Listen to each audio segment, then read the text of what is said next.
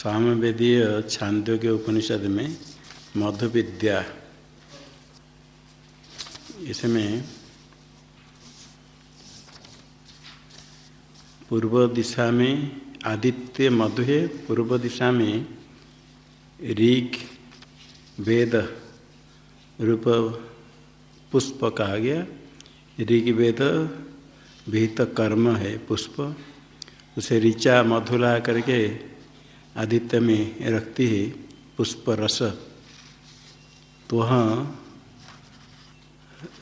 रक्त वर्ण रोहित वर्ण दिखता है जिसमें वसुदेवता आश्रित है। उपासना जो उपासक वो भी इसी प्रकार वसुओं के साथ एक होकर के उसी मधु को सेवन करता है, तद्रूप हो जाता है। ऐसे में जितने दिन पूर्व दिशा में सूर्योदय पश्चिम अस्त है, इतने दिन वसुओं के साथ एक होकर के वो स्वराज्य आधिपत्य को प्राप्त करता है कहा गया। अथ यद द्वितीयम अमृतम तद्रुत्रा उपजीवन्ति इंद्रेण मुखेन न वे देवा स्नन्ति न पिबन्ति तदेवामृतम दृष्ट्वा तृप्यन्ति त एतदेव रूपम अभिसंविशन्ति तस्माद् रूपाद् उद्यन्ति स य एतदेव अमृतं वेद रुद्राणाम् एव एको भूतेन्द्रेणैव मुखेन अमृतं दृष्ट्वा तृप्यति स एतदेव रूपम अभिसंविशन्ति तस्माद् रूपाद् उदेति। अथ यद द्वितीयम अमृतम, द्वितीय दिशा में दक्षिणा दिशा में रश्मि है, उसमें यजुर मंत्र है, यजुर्वेद विहित कर्म है पुष्प, उसमें से जो रुद्रा द्वितीयम अमृतम, इसमें से जो अमृत जल रूप रस निकलता है, रुद्रा उपजीवंती, रुद्र देवता उसमें आश्रित है, इंद्रेण मुखेन, इंद्र प्रधान होकर के देवता लोग उसका आश्रय करते हैं। न वे देवा अश्नन्ति न पिबन्ति, खाते पीते नहीं किंतु इसको देख करके इंद्रिय से अनुभव करके तृप्त हो जाते हैं। रूप हो तो देखते हैं, शब्द हो तो सुनते हैं, इतने मात्र से तृप्त होते हैं। ये क्योंकि अमृत शब्द से यहाँ केवल रस नहीं है, यत्सो वीर्यम ये सब कहा गया, रस निकला। त एतदेव रूपम अभिसंविशन्ति, ये स्वरूप जब उनका भोग प्राप्त नहीं होता है, भोग समय नहीं है, ऐसा समझ करके उदास रहते हैं। एतस्माद् रूपाद् उद्यन्ति, एतस्माद् रूपात्, ये रूप निमित्त जब उनका भोग समय होता है तो उद्यन्ति, उत्साह वाले हो जाते हैं, भोग करते हैं। तो एतदेव अमृतम वेद, जो उपासक इस अमृत की उपासना करता है, जानता है, उपासना करता है, रुद्राणाम एवं एक भूत्वा, रुद्र देवता के साथ एक होकर के, इंद्र जैसे रुद्र देवता इंद्र प्रधान होकर एक भोग करते हैं, इसी प्रकार उपासक भी रुद्रों में एक होकर के इंद्रेण एवं मुखेन इस अमृत को देख करके तृप्त हो जाता है। वो जब भोग समय नहीं है उदास रहेगा, एतदेव रूपम अभिसंविशन्ति, अभिसंविशन्ति उदास रहता है, समझ लेता है ये अभी मेरा भोग समय नहीं है। फिर जब तस्माद् रूपाद् उदेति, इससे फिर उत्साह होकर के प्रारंभ करता है भोग करने के लिए। इस रूप जब भोग का समय आ जाता है, पूर्व मंत्र के समान ये अर्थ है। स यावद आदित्य पुरस्ताद उदेता पश्चाद अस्तमेता, द्विस्तावद दक्षिण तो उदेता उत्तर तो अस्तमेता, रुद्राणामेव तावद आधिपत्यम स्वराज्यम परियता। आदित्य जितने दिन पूर्व में उदय होकर के पश्चिम में अस्त जाते हैं, उसके दो गुणा दक्षिण में उदय होकर के उत्तर में अस्त जाएंगे। दक्षिण में साइमनपुरी है, उत्तर में सोम है, सोम राजा मरुतगुणोस में है। इतने दिन ऐसे उदय अस्तमय, द्विस्तावद दक्षिण तो उदेता उत्तर तस्तमेता, रुद्रानाम एवं तावद आधिपत्यम स्वराज्यम, रुद्र देवताओं का इतने आधिपत्य है, अधिपति होकर के रहते हैं, स्वराट होकर के रहते हैं। अथ यत् तृतीयम अमृतम तदादित्या उपजीवन्ति वरुणेन मुखेन न वे देवा अश्नन्ति न पिबन्ति तदेवामृतं दृष्ट्वा तृप्यन्ति त एतदेव रूपम अभिसंविशन्ति तस्माद् रूपादुद्यन्ति स एतदेवमृतं वेदादित्यानामेवैको भूत्वा वरुणेनैव मुखेनैतदेवामृतं दृष्ट्वा तृप्यति स एतदेव रूपम अभिसंविशन्ति तस्माद् रूपादुदेति स यावदादित्यो दक्षिणत उदेतोत्तरतोरुस्तमेता दिस्तावत् पश्चादुदेता पुरस्तादस्तमेतादित्यानामेव तावदाधिपत्यं साराज्यं परियेता।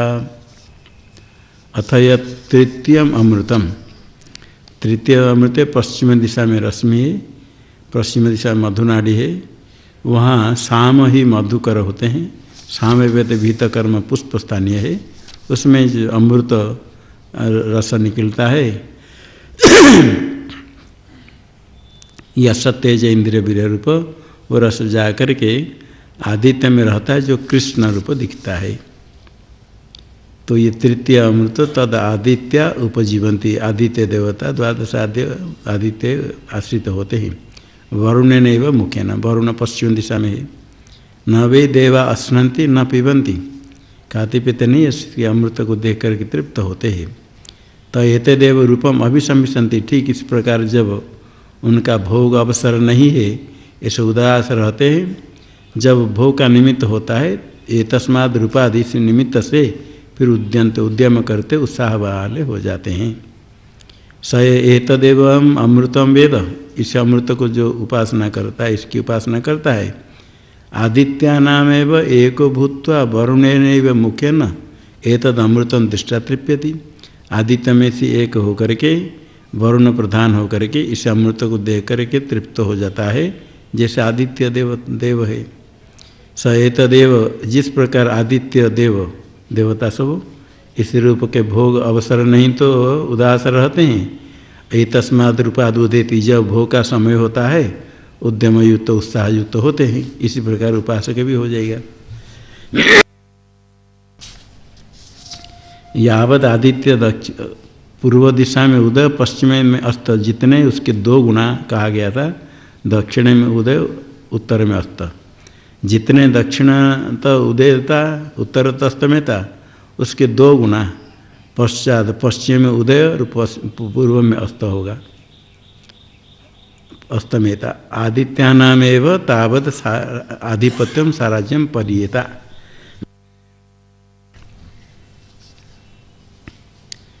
आदित्यों का इतने ही आधिपत्य साराज्य होगा, उपासक भी इतने ही भोग करेगा। अथ चतुर्थम अमृतम तन्मरुत उपजीवन्ति सोमेन मुखेन न वै देवाश्नन्ति न पिबन्ति एतदेवामृतं दृष्ट्वा तृप्यन्ति त एतदेव रूपम अभिसंविशन्ति तस्माद् रूपाद् उद्यन्ति।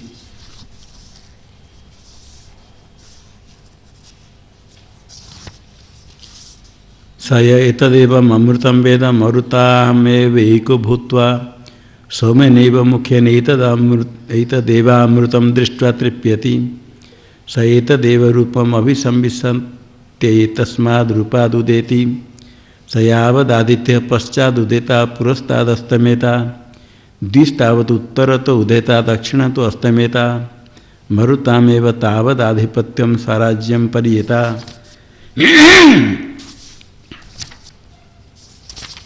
अब चतुर्थ अमृत है, चतुर्थ हो गया अथर्वांगिर से मधुकर है, इतिहास पुराण रूप से विहित कर्म है पुष्पस्थानीय। मरुतन मरुत उपजीवंती, मरुत देवता है उत्तर में,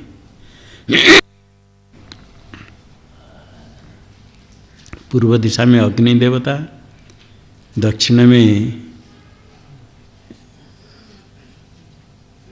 इंद्र, इंद्र न इंद्र,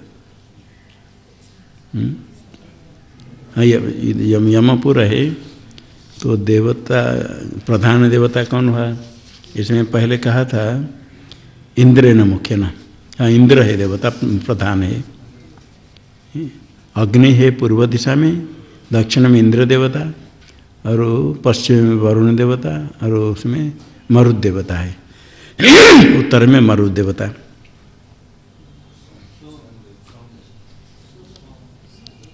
हाँ, सोम देवता है, मरुत प्रधान है किसी में दक्षिण में। अभी यह चतुर्थम अमृतम, ठीक है, सोम प्रधान है। तन्मरुत उपजीवंती, मरुत देवता वहाँ भोग करते हैं, सोम वहाँ प्रधान है।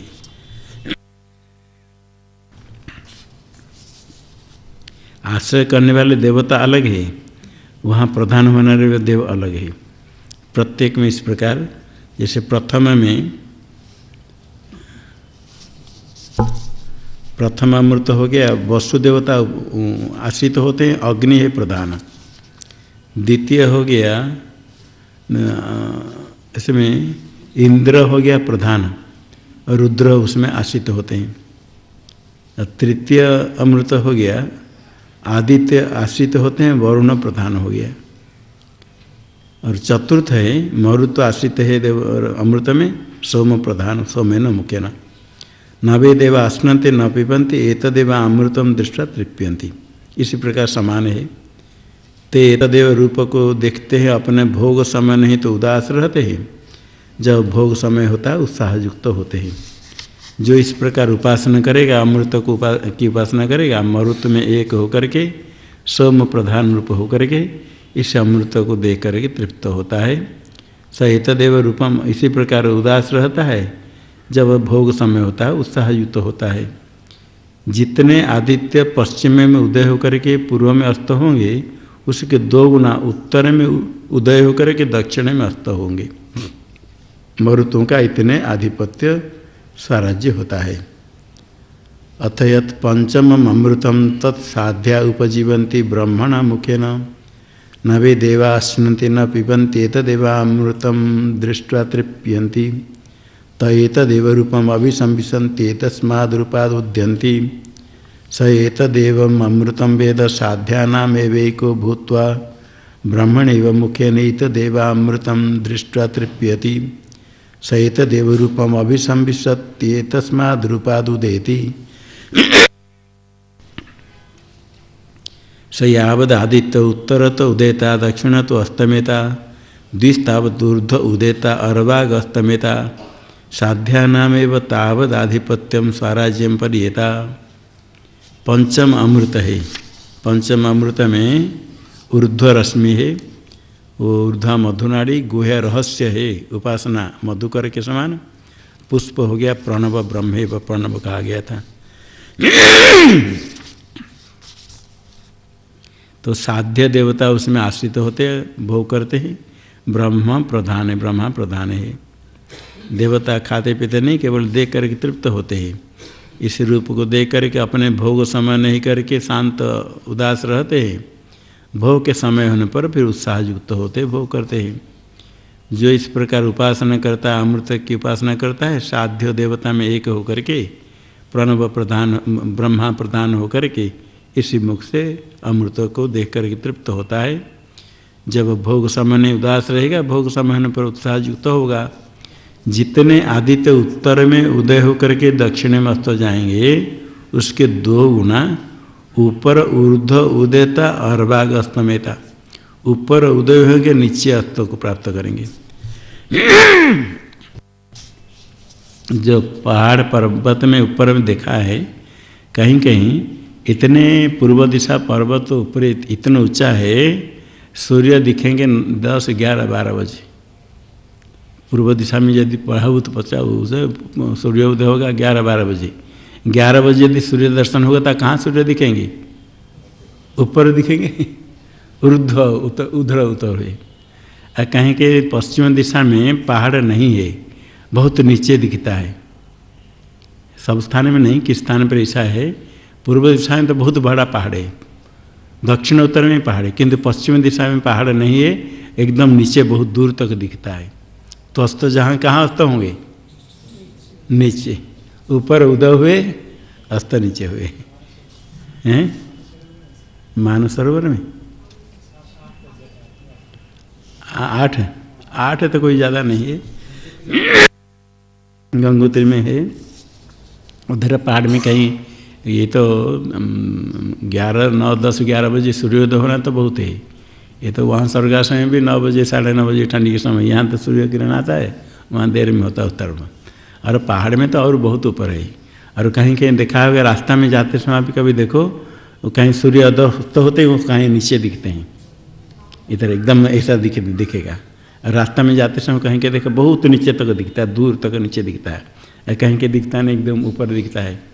तो इसे ऊपर उदय होंगे, और जब सूर्यों का दर्शन होता है तब कहेंगे सूर्योदय हुआ, जब अदर्शन हो गया तो अस्त हो गया। सूर्य में तो उदय अस्त में है ही नहीं, जैसे प्राणियों के दर्शन हो तो उदय, नहीं तो अस्त हुआ। तो ऊपर उदय होंगे, नीचे अस्त को प्राप्त करेंगे। साध्या नाम एवं तावत आधिपत्य, साध्य तो बताएं कि आधिपत्य इतने साराज्य को प्राप्त करते हैं। इसमें सूर्य उसी रास्ता में जाने पर भी यदि प्राणी वहाँ नहीं रहेंगे तो वहाँ उदय अस्त का व्यवहार नहीं होता है।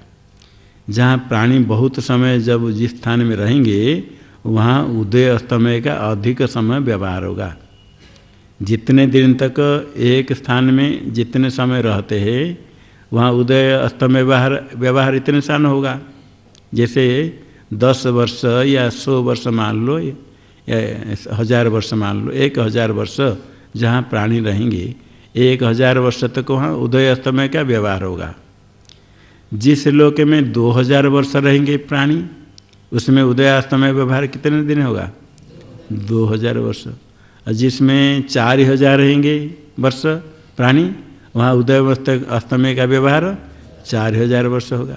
जहाँ 8000 वर्ष रहेंगे प्राणी वहाँ इतने समय उदय अस्तमय होगा, 8000 तक उदय अस्तमय व्यवहार होगा। इसी प्रकार ये व्यवहार का अभिप्राय सूर्य तो उस रास्ता में जाना आना चलता रहेगा समान, किंतु प्राणी रहेंगे तो उदय अस्तमय व्यवहार होगा, नहीं तो नहीं होगा। इस अभिप्राय से 2 गुना करके उदय अस्तमय का व्यवहार कहा गया। और दक्षिण उत्तर पूर्व पश्चिम में उदय अस्तमय जो कहा गया, पूर्व दिशा है में अमरावती महेंद्र नगर है, वहाँ अग्नि देवता है प्रधान, और पश्चिम में वरुण देवता है, वायु वरुण है, सोम देवता उत्तर में मरु देवता है, दक्षिण में यम है संयमनी है, वहाँ इंद्र देवता प्रधान होकर भोग करते हैं। इसी प्रकार अलग अलग पूरा अलग अलग है। तो जब महेंद्र नगर में उदय होते हैं अस्त होगा तो कहेंगे पूर्व में उदय पश्चिम में अस्त हुआ। जब संयमनपुरी दक्षिण में संयमनपुरी में सूर्योदय होगा तब उस समय कहेंगे वहाँ दक्षिण में उदय हुआ और सोम उत्तर में अस्त हुआ, ऐसे व्यवहार होगा। जब वरुण जहाँ है वहाँ उदय होगा तो कहेंगे पश्चिम में उदय हुआ, इसी प्रकार व्यवहार किया जाता है। सर्वत्र जहाँ उदय होता है उसको पूर्व ही कहेंगे, अस्त होगा तो पश्चिम भी कहा जाता है। किंतु यहाँ रह करके जब अपने दक्षिण दिशा में संयमनपुरी है तो सूर्य हाँ वहाँ यम भवन है, तो वहाँ यदि सूर्य उदय होंगे तो क्या कहेंगे? हम कहेंगे दक्षिण से उदय होता है, दक्षिण दिशा में है वहाँ सूर्योदय। सूर्योदय तो सब स्थान में है, जिस समय जहाँ हो हम यहाँ रह करके हमारे पृथ्वी की अपेक्षा दक्षिण दिशा में संयमनपुरी है, यम भुवन है, इसलिए वहाँ उदय होता है, इसे व्यवहार किया जाता है। और प्राणियों के निवास के अनुसार ही इतना समय उदय अस्तमय का व्यवहार होता है। ये सब भाष्य में थोड़ा अधिक है, पुराण में स्पष्टीकरण है। इलावृत में रहने वाले सौर प्राकार है, इसलिए रश्मि ऊपर उदय होते जिते लगता है और नीचे अस्त जाता है, इसे कहते। पर्वत छिद्र देश में कहीं नीचे दिखता है तो नीचे अस्त होता है। अथ तत्ऊर्ध उदेत्य नैव उदेता नास्तमेतैकल एव मध्यस्थाता तदेश श्लोक। उसके बाद ऊर्ध उदेत्य उदय होकर के नैव उदेता नास्तमेता, आगे उदय को प्राप्त नहीं करेंगे सूर्य भगवान, अस्त को नहीं जाएंगे, उदयास्त में रहित होकर के एकल एवं मध्यस्थाता, अकल ही मध्य में सूर्य भगवान रहेंगे। तदेश श्लोक। ये ब्रह्मलोक में एक बार उदय होने के बाद आगे उदय अस्तमय नहीं है, प्राणियों का तब तक वहाँ रहता है। नैव तत्र न निम्लोच नोदियाय कदाचन देवास्तेनाहं सत्येन माँ विराधिषि ब्रह्मणेति। कोई जा करके ब्रह्मलोक जा करके वापस आया तो देवता लोगों ने पूछा क्या ऐसे ही सूर्य उदय अस्तमय वहाँ ब्रह्मलोक में होता है क्या? तो उन्होंने कहा नैव तत्र निम्लोच न उदयाय कदाचन, ना कभी सूर्य अस्त हुए ना कभी उदय हुए कभी भी। हे देवा, ये कहने पर देवता लोगों को लगा ये कैसे उदय अस्तमय नहीं होते, ये कैसे होगा? यहाँ तो उदय अस्तमय होते हैं। तो कहते हैं देवा तेन अहम सत्येन माँ विराधिषि, मैं शपथ कर कहता हूँ, देवताओं को साक्षी करेगी। जो पूछने वाले अलग है, देवताओं को साक्षी कर कहते आप लोग साक्षी होकर सुनो, मैंने जो कहा बिल्कुल सत्य ही कहा। ये सत्य ब्रह्म से, ब्रह्म स्वरूप से विरोध नहीं करूं मैं, अर्थात मिथ्या भाषण करें तो ब्रह्मलोक की मैं प्राप्ति नहीं करूँगा, ऐसे कह करके कहते कि वहाँ उदय अस्तमय रहित। न हवा अस्मा उदेति न निम्लोचति शक्र दिवा हैवास्मे भवति एतामेवं ब्रह्मोपनिषदं वेद।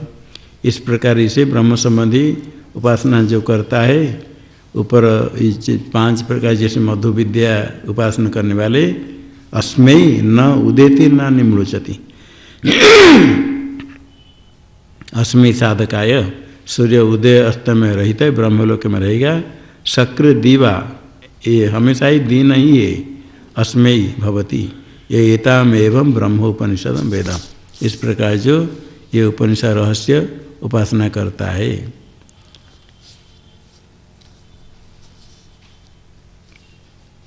तदेतद् ब्रह्मा प्रजापते उवाच प्रजापतिर्मनवे मनु प्रजाभ्यस्तद्धेतदुद्दालकायारुणायै ज्येष्ठाय पुत्राय पिता ब्रह्मा प्रोवाच। ये ब्रह्मा हिरण्यगर्भ प्रजापते उवाच विराट के लिए कहा। प्रजापति मनवे, प्रजापति मनु को कहा। मनु प्रजाओं को सबको उपदेश किया, इच्छा को आदि प्रजाओं के लिए कहा। तद्धेतत् उद्दालकाय आरुणये ज्येष्ठाय पुत्राय। उद्दालक आरुणि नाम को ब्रह्मा पिता ब्रह्मा जिन्हें उपदेश किया, कभी वो ज्येष्ठ पुत्र था उनको उपदेश किया था। इदम भाव ज्येष्ठाय पुत्राय पिता ब्रह्म प्रब्रूयात् प्रणायाय व अंतेवासिने। इसी प्रकार अन्य कोई भी हो, ज्येष्ठ पुत्र को ही ये ब्रह्म का उपदेश करे, ये मधु विद्या ब्रह्म का उपदेश करे। ज्येष्ठ पुत्र हो प्रणायाय व अंतेवासिने, अर्थात योग्य प्रिय शिष्य को उपदेश करे।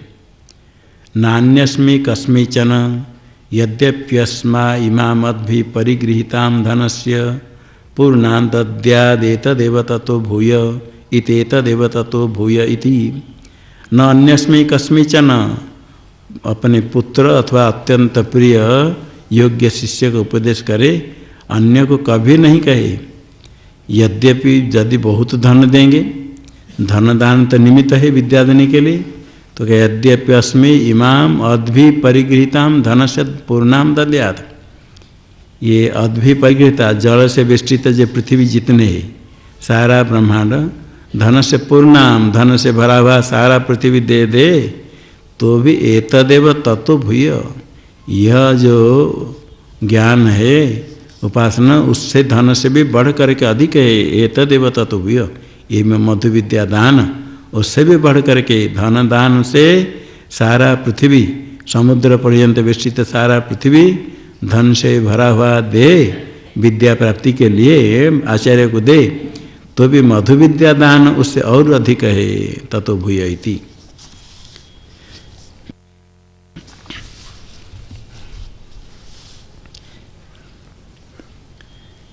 अभी गायत्री के द्वारा ब्रह्म का उपदेश।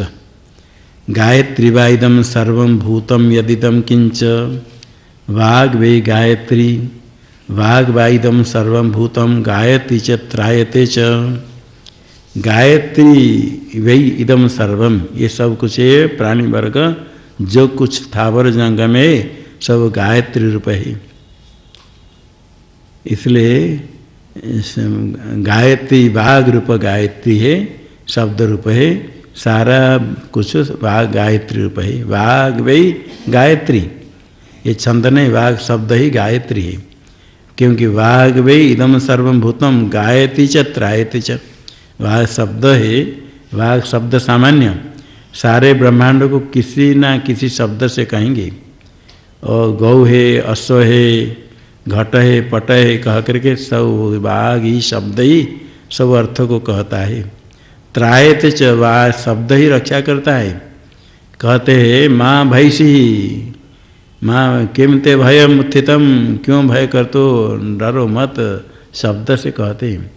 भय प्रदान, निर्भय प्रदान करते, अभय प्रदान करते, शब्द ही सब को कहता है, शब्द ही सबकी रक्षा करता है। इसलिए वाग रूप है, गायत्री रूप हो गया। गानात त्राणाच गायत्री, गान करता है, शब्द करता है, कहता है, और रक्षा करने से उसको गायत्री कहा गया। शब्द ये ब्रह्म रूप है, सब कुछ है। या वैसा गायत्री यम वावसा येयम पृथिव्यास्याम एदम सर्वम भूतम प्रतिष्ठितम एव एतामेव नातिशयते।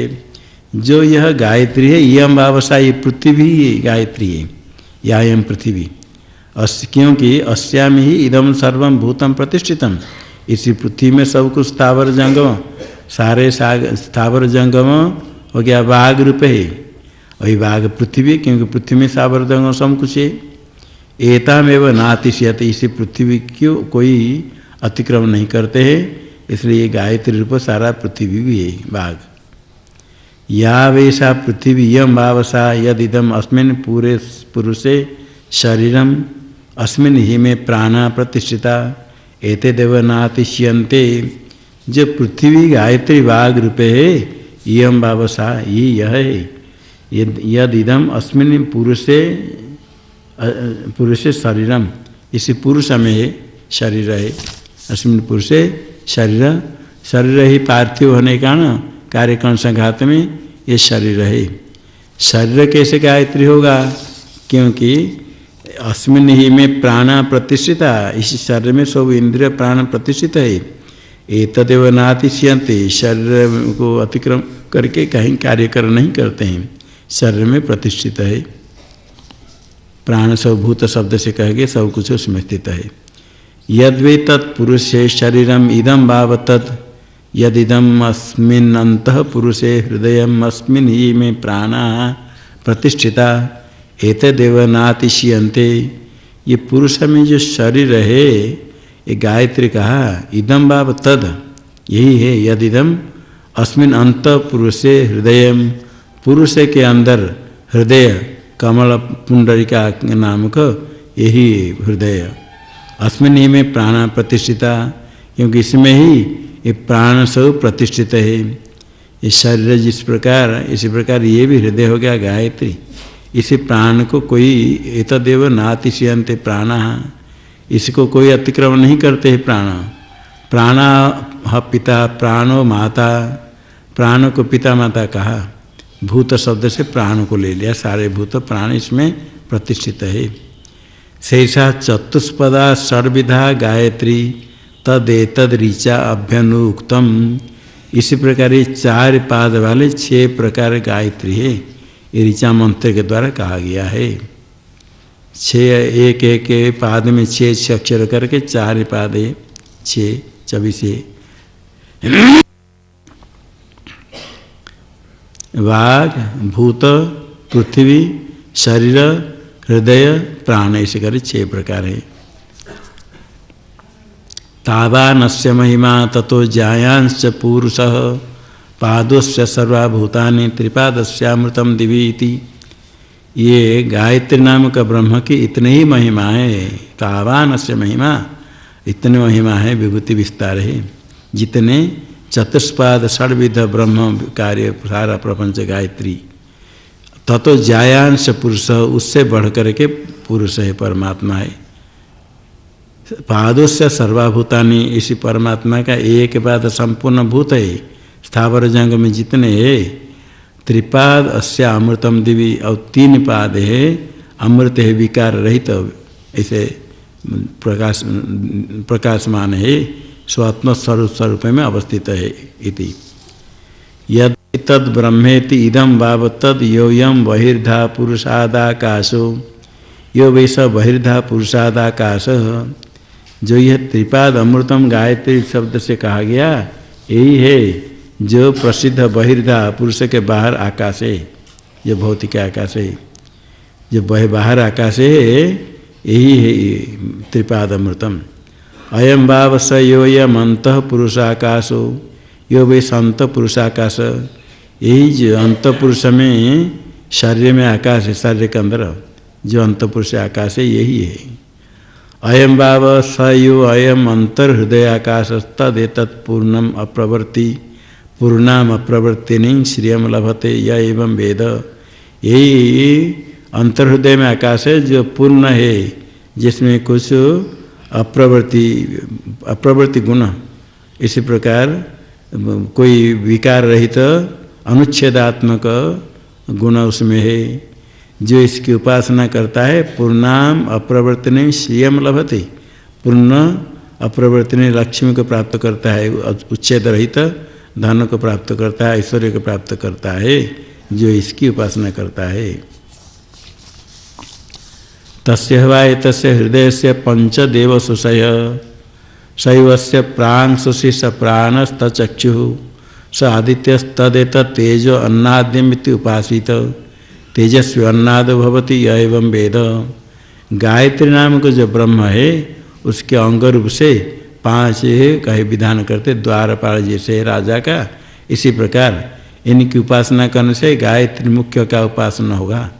द्वारपाल को प्रसन्न करेंगे तो जैसे राजा के पास जा सकते हैं, इसी प्रकार ये 5 देव छिद्र है, द्वारपाल जैसे वहाँ है, उनकी उपासना करने पर मुख्य गायत्री ब्रह्म की उपासना होगी।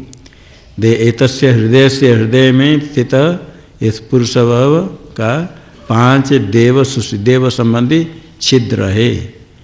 सयो अस्य प्राण सुषि, पूर्व दिशा में जो छिद्र है वो प्राण है, वो चक्षु है, वो आदित्य है। तदेत तेज अन्नाद्यम इति उपासित, उसको तेज अन्नाद्य इसी दृष्टि से गुण से उपासना करे। तेजस्वी अनाद भवति एवं वेद, इसे जो उपासना करेगा वो उपास्य के गुण जिस प्रकार है इसी प्रकार तम यथा यथा उपासते तदेव भवति, इसी प्रकार तेजस्वी अनाद होता है जो इसी उपासना करता है। ये पूर्व गया। अथ दक्षिण में अथ योस्य दक्षिण सुषि स व्यान तच्छ्रोत्रम स चंद्रमा तदेत श्रीश्च यशश्चेत उपासित, श्रीमान यशस्वी भवति य एवं वेद। दक्षिण दिशा हृदय में छिद्र है, वायु है, वो सब व्यान है। व्यान पहले कहा था प्राणपान के संधि में वीर्यवत कर्म करने के लिए प्राणपान को रोक करके करते हैं, वो श्रोत्र है, व्यान वायु है, श्रोत्र है, वो चंद्रमा देवता है। तदेत श्रीश्च यशश्च, श्री और यश इसी गुण से इसकी उपासना करें। श्रीमान यशस्वी, उपासना के अनुसार स्वयं लक्ष्मी वाला यशस्वी हो जाता है उपासक। अथ योऽस्य प्रत्यंग सुषि सो अपान सहवाग सो अग्निस्तदेतत् ब्रह्मवर्चसम अन्नाद्यमिति उपासित, ब्रह्मवर्चस्य अन्नाद भवति य एवं वेद। प्रत्यंग पश्चिम दिशा में छिद्र है, वो अपान है, वो वाक है, वो अग्नि है। इसको ब्रह्मवर्चसम अन्नाद्यम इसी गुण से उपासना करे। ब्रह्मवर्चस पहले कहा था वृत्त स्वाध्याय निमित्त का तेज, सदाचार स्वाध्याय के कारण शरीर में तेज होता है, ये तेज है। शरीर कांति वो नहीं, वृत्त स्वाध्याय के कारण उसके तेज है, ऐश्वर्य ख्याति है। तदेत ब्रह्मवर्चसम अन्नाद्य इसे उपासना करे। उपासना करने वाले उपासना के अनुसार ऐसे ब्रह्मवर्चसी अन्नाद हो जाता है। वो अग्नि संबंधी है स्वाध्याय, इसलिए अग्नि के अनुसार ब्रह्मवर्चस हो जाता है। अथयुवस्य उदंशुषि स समानस्तन्मनः स पर्जन्यस् तदेतत् कीर्तिश्च व्युष्टिश्चैतुपासित कीर्तिमान व्युष्टिमान भवति एवं वेद। उत्तर दिशा में छिद्र है वो समान है, वो मन है और पर्जन्य है। इसी की तद एतद कीर्तिश्च व्युष्टिश्च, कीर्ति और व्युष्टि ऐसे उपासना करें। कीर्ति और व्युष्टि में थोड़ा सा भेद है। अपने परोक्ष में कोई ख्याति है उसको कहते कीर्ति, परोक्ष में सब लोग उसको अच्छा कहते तो कीर्ति उसकी फैली गई। और सुनता है तो उसको कहते व्युष्टि, व्युष्टि कहते हैं। तो स्वयं सुनता है तो प्रत्यक्ष होता है तो प्रशंसा कहते।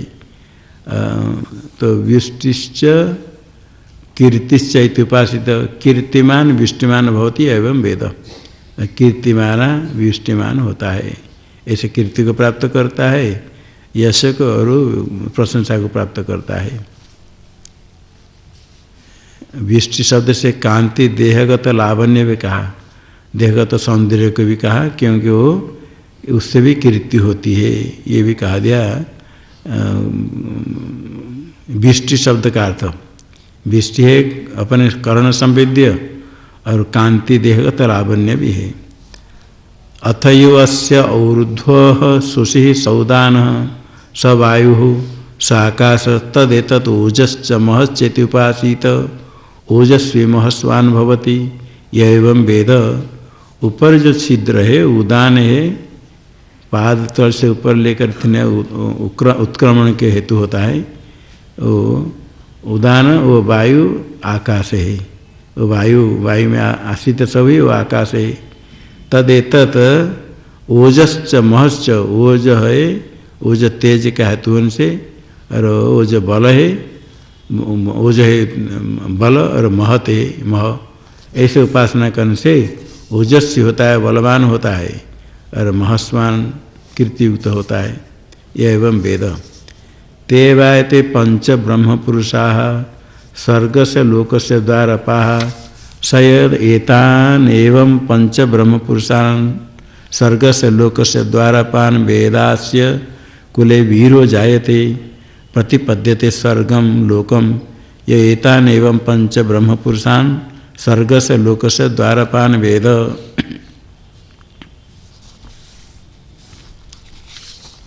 ये 5 ब्रह्म पुरुष है।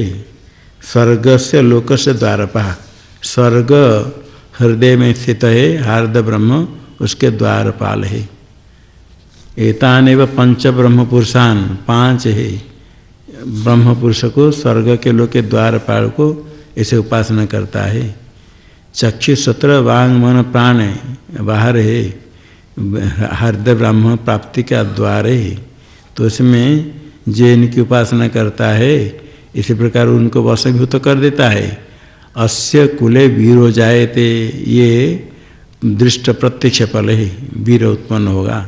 अस्य कुले वीरो जायते प्रतिपद्यते स्वर्गम, और स्वर्ग को प्राप्त करता है। स्वयं ब्रह्म उपासना में प्रवृत्त है तो पुत्र वीर होने से वीर पुरुष जब होता है वो भी पिता के ऋण को अपाकरण करता है तो वो भी उपासना करता है। इसे स्वर्गलोक प्राप्ति का साधन हो गया पुत्र। स्वर्गलोक प्राप्ति ही केवल फल है। पंच ब्रह्म पुरुषान स्वर्ग से लोक से द्वारपाल को जानता है।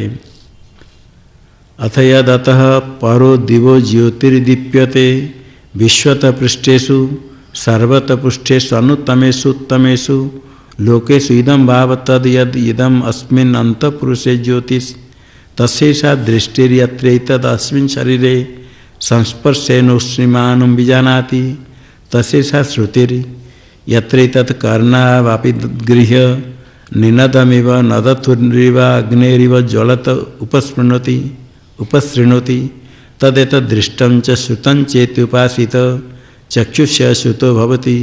य एवं वेद, य एवं वेद। जो वीर पुरुष पुत्र होने से स्वर्गलोक प्राप्त करता है, कहा यह स्वर्ग ब्रह्म स्वरूप है, ब्रह्मलोक है। 3 पाद अमृत है बता दिया। इसमें अभी बताते यह अथ यद अतः पयो दिव ज्योति, दीव के स्वर्ग के ऊपर जो ज्योति प्रकाशमान है, विश्वतः पृष्ठेषु, विश्व का अर्थ सर्व, विश्वतः पृष्ठ सब के ऊपर है, विश्वतः पृष्ठेषु का अर्थ सर्वतः पृष्ठेषु सब के ऊपर है।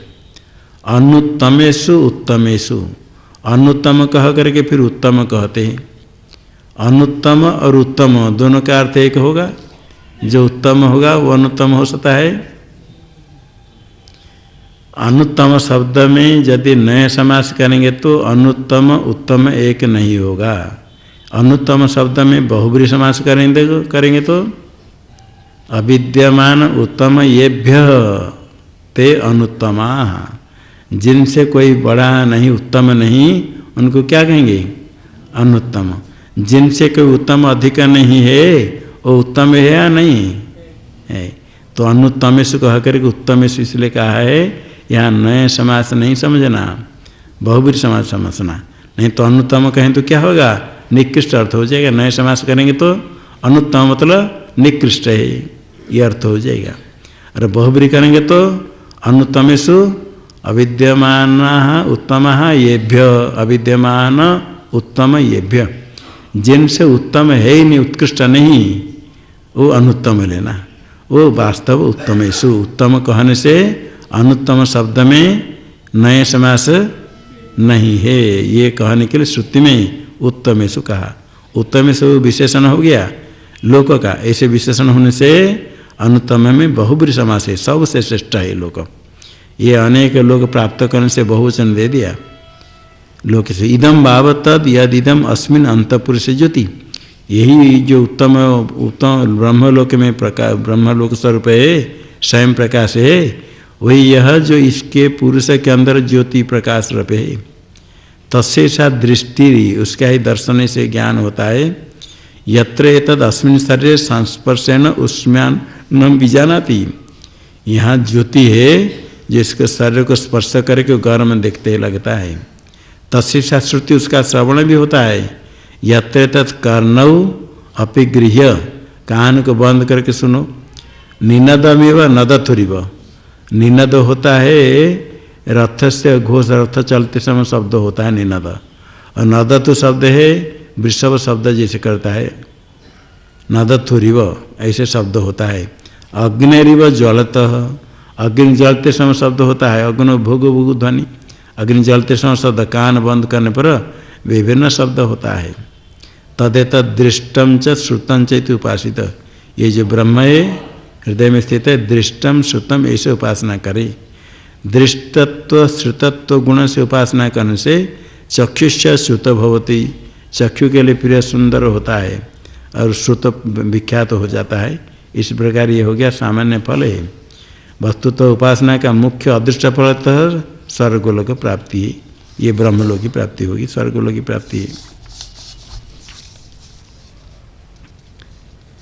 अभी इसी जो ब्रह्म है उसके लिए फिर आगे उपासना विधान करते हैं।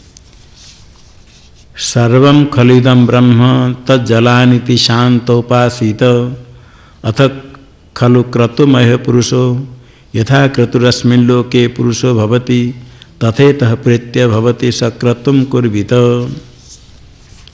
अभी छांदोग्य उपनिषद में ब्रह्म विद्या बहुत अच्छी तरफ से है।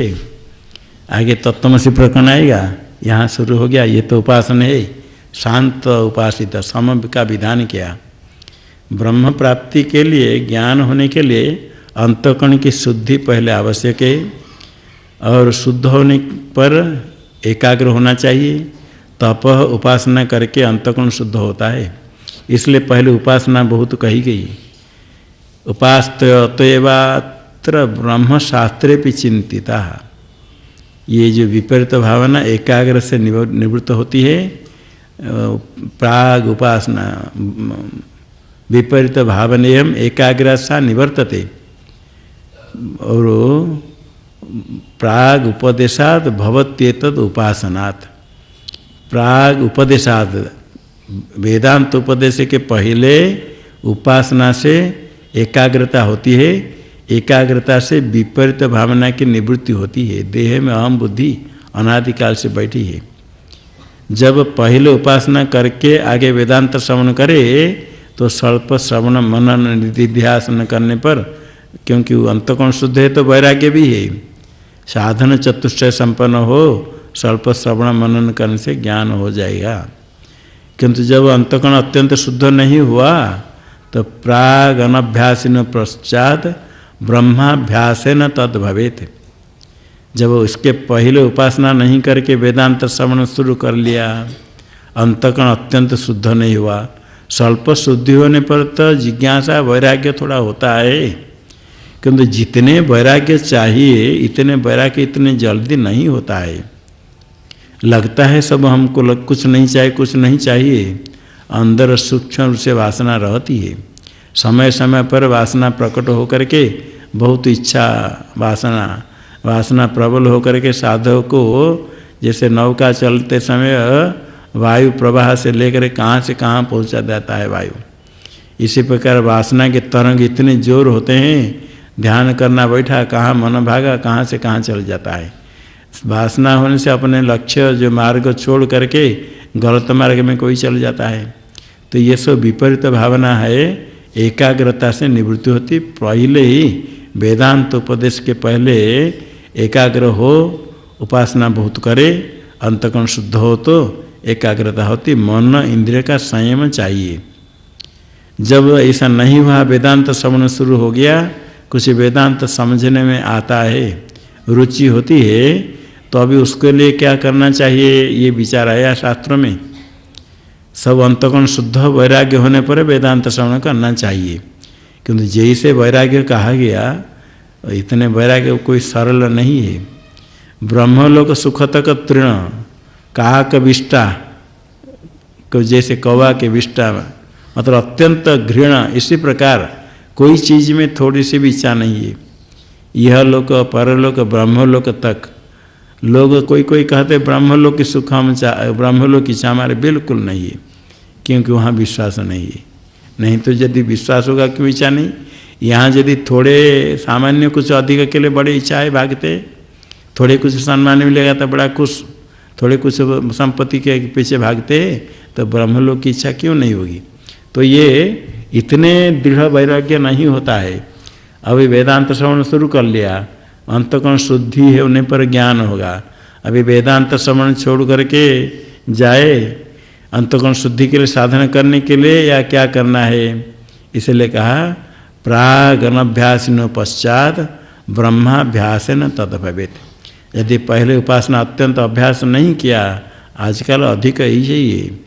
जैसे पहले उपासना करते थे, उपास्य साक्षात्कार होने तक गायत्री का पुरस्चरण विद्यानंद स्वामी ने 18 बार किया। ऐसे उपासना करते थे या इष्ट देवता का साक्षात्कार हो। योगाभ्यास में भी योग अनुष्ठान इसे करना है, निर्विकल्प समाधि होने तक। थोड़े आसन प्राणायाम कर देने से लोक में दिखाया, थोड़े आसन सर्क से दिखा दिया, लोग पीछे गए, बहुत रुपया के ठो गया, वो चला अलग रास्ता में चला गया, देश विदेश घूमने लगा। कुछ नहीं, उसमें योग में पहले जो यम नियम है, आसन प्राणायाम प्रत्याहार धारणा ध्यान, सामान्य रूप से लोगों को बैठाओ, ध्यान हम बता देंगे ऐसा बैठो, हम जैसे कहे चिंता न करो, थोड़ी देर शांत होता है। लोग अत्यंत विक्षिप्त है, उनको थोड़ा मन में कहेंगे आंख बंद करो, कान बंद कर दो, मौन रहो, खिचड़ी खा कर रहो, पानी पी कर रहो, ऐसे थोड़े करेंगे तो मन थोड़ा एकाग्र होता, अच्छा लगता है। 7 दिन 15 दिन में शिविर, ध्यान शिविर थोड़ा लगता है अच्छा, ठीक है, थोड़ा ऐसा करके अभ्यास हो तो अच्छा है। किंतु ऐसे सिखाने वाले भी ध्यान कितने करते हैं पता नहीं।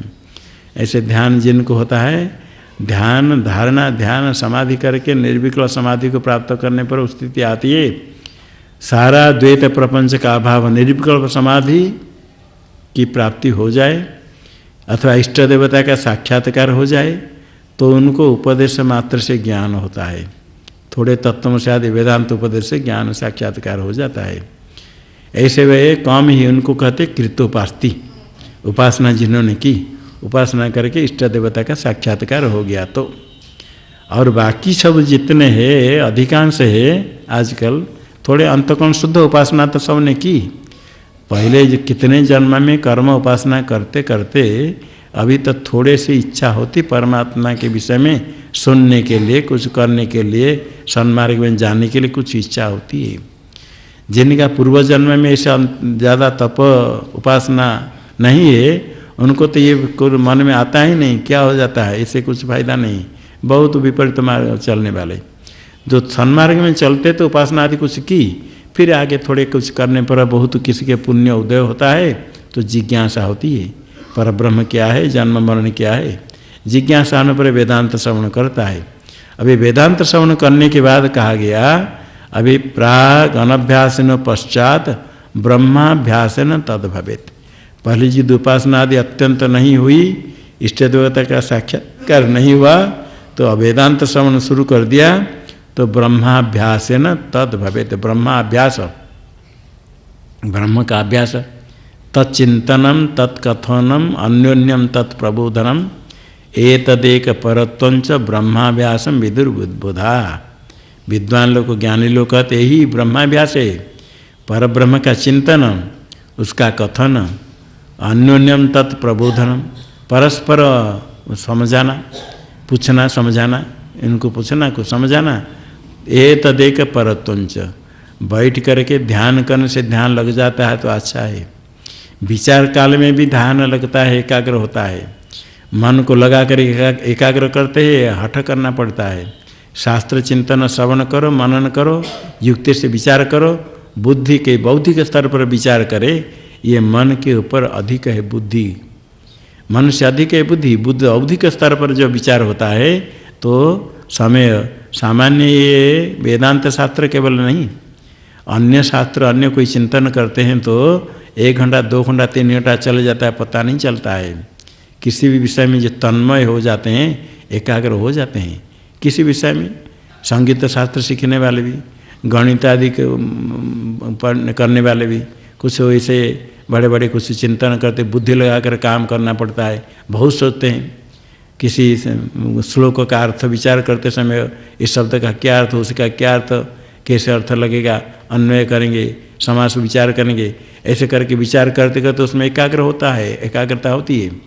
श्लोक रचना करते हैं, किस प्रकार श्लोक करना, कितने छंद कितना, अक्षर कितना, कहाँ गुरु कहाँ रसो, क्या करेंगे, ये विषय चिंतन करते हैं, उसमें मन एकाग्र होता है। तर्कशास्त्र न्याय शास्त्र पढ़ते समय भी अत्यंत गंभीर चिंतन करते हैं, व्याकरण में भी इसे विचार करते हैं, सब कुछ कंठस्थ करते हैं, मन एकाग्र होता है। इसी प्रकार यदि अन्य शास्त्र में भी एकाग्रता होती है तो वेदांत शास्त्र में जो प्रवेश हो जाता है, ये बड़े साधन है। वेदांत श्रवण भी अंतःकरण शुद्धि का बड़ा साधन है। वेदांत श्रवण में श्रवण प्रमाण के ऊपर विचार किया जाता है, विचार प्रमाण से ही ज्ञान होता है। महावाक्य तत्त्वमसि आदि महावाक्य का विचार किया जाता है, उससे ज्ञान होता है। वेदांत श्रवण बड़ा साधन है, ज्ञान का तो साधन है, अंतरंग साधन, अंतःकरण शुद्धि का भी बड़ा साधन है। वेदांत श्रवण काल में थोड़ा बार बार ये प्रपंच में मिथ्यात्व विचार किया जाता है। युक्ति से मिथ्यात्व विचार, मिथ्या मिथ्यात्व शब्द कह देना सरल है, किंतु मिथ्यात्व निश्चय नहीं होता है। युक्ति से भी समझ में आ जाएगा। तार्किक लोग पढ़ते हैं, आत्मा देहादि से भिन्न अनुमान के द्वारा निश्चय हो जाता है। आत्मा का प्रत्यक्ष कहते हैं, सब होने के बाद भी क्या अहम बुद्धि देह में नष्ट हो जाती है? नहीं होती है। बड़े बड़े तार्किक लोग, न्यायिक लोग सब समझने के बाद भी अहम बुद्धि नष्ट नहीं होती है। यह तो ब्राह्मण, ये तो व्यावहारिक ज्ञान आत्म साक्षात्कार होने तक देह में अहम बुद्धि रहती है, ये अहम बुद्धि नष्ट नहीं होती है। इसलिए समझने के बाद, तर्क से समझने पर भी प्रपंच में मिथ्यात्व बुद्धि स्थिर नहीं होती है। तो बार बार श्रवण मनन करने पर दृढ़ होता है। अरे बैठे करके जप करने पर हठ करना पड़ता है। मन के स्तर पर ये थोड़ा निकृष्ट स्तर पर साधना है। जो नहीं कर पाते हैं वेदांत विचार, उनके लिए उपासना है। अत्यंत बुद्धिमान्द्याद्वा सामग्र्या वाप्य संभवात यो विचारम न लभते ब्रह्मोपासित सोनिशम। विचार, वेदांत विचार करने के लिए बुद्धि में तीक्ष्णता चाहिए। अत्यंत बुद्धिमांद्य हो तो वेदांत विचार नहीं कर सकता है। अत्यंत बुद्धिमान्द्याद्वा, बुद्धिमांद्य तो सामान्य है ही, सब में है, किंतु अत्यंत बुद्धिमांद्य हो जाए, अत्यंत बुद्धिमांद्य बिल्कुल ग्रहण नहीं होता है, संभव नहीं, ये बिल्कुल सुन नहीं सकता है। अथवा बुद्धि होने पर भी सामग्र्यावाप्य असंभवात, सामग्री नहीं हो तो नहीं होगा। कार्य होने के लिए सामग्री सकल कारण की आवश्यकता है। वेदांत श्रवण करने के लिए सामग्री है आचार्य और शास्त्र। समय था कभी शास्त्रों का भी अभाव होता था, तालपत्र लिखने से लिखते थे, ग्रंथ बड़े कठिन दुर्लभ होते थे, लिखते तो। आजकल उपलब्ध है तो शास्त्र प्राप्त नहीं हो, शास्त्र प्राप्त होने के बाद उसको बताने वाले आचार्य, तत्वदर्शी आचार्य, ये यदि प्राप्त नहीं हो तो विचार नहीं कर सकता है। क्योंकि शास्त्र से श्रवण करने पर समझने के बाद, श्रवण के बाद मनन होगा, विचार करेगा। अपने आप पढ़ करके नहीं होता है। हिंदी अर्थ वाले पुस्तक बहुत पढ़ते हैं, अभाव नहीं है हिंदी अर्थ वाले, अपने अपने भाषा में, सब भाषा में हो गई। पढ़ने पर कुछ थोड़ा समझ में आ जाता है, किंतु विशेष जो लाभ होता है श्रवण के बाद, वो श्रवण करने वाले ही अनुभव करते हैं। हिंदी अर्थ बहुत पढ़ते पढ़ते कोई अभाव नहीं है, समझ में कुछ आता है, व्यर्थ नहीं होता है, पढ़ना चाहिए, किंतु आगे श्रवण करने से विशेष लाभ होता है। यदि आचार्य से श्रवण नहीं कर पाए, विचार नहीं कर पाए, तो ब्रह्मोपासित सोनिशम अनिशम, निरंतर ब्रह्म उपासना करे। तो उपासना करने के लिए ये सब विभिन्न प्रकरण इसलिए आया, अंतःकरण शुद्ध हो, आगे वेदांत श्रवण करने से ज्ञान होता है। जो थोड़े बहुत उपासना बिल्कुल नहीं की हुई उन्होंने, तो इसमें जैसे उपासना प्रकरण आया उसको थोड़ा समझे, दिमाग लगाए, तो उससे भी उपासना हो जाती है। ये कोई जरूरी नहीं कि आसन लगा कर कहीं पूर्व बैठ करके ये चिंतन करेंगे, मधु विद्या जैसे कहेगी तभी उपासना होगी, नहीं तो नहीं, बात नहीं। ऐसा करना चाहिए, जो कर पाए तो करे, नहीं तो शास्त्र श्रवण काल में भी उसका मन से चिंतन करते, घर में थोड़ा विचार करते, तो भी उपासना हो जाती है। मन की एकाग्रता है। अधिक जो उपासना का फल उसी हिसाब से करे तो निरंतर उपास्य साक्षात्कार तक करना पड़ता है। वो नहीं अंतःकरण शुद्धि के लिए कोई फल ऐसा नहीं रहित होकर करे, तो जितने उपासना इसमें कही जाती है उसको थोड़ा समझे, सुने, विचार करे, दिमाग में थोड़ा आगे पीछे विचार करे, तो इससे अंतःकरण शुद्धि अधिक होती है।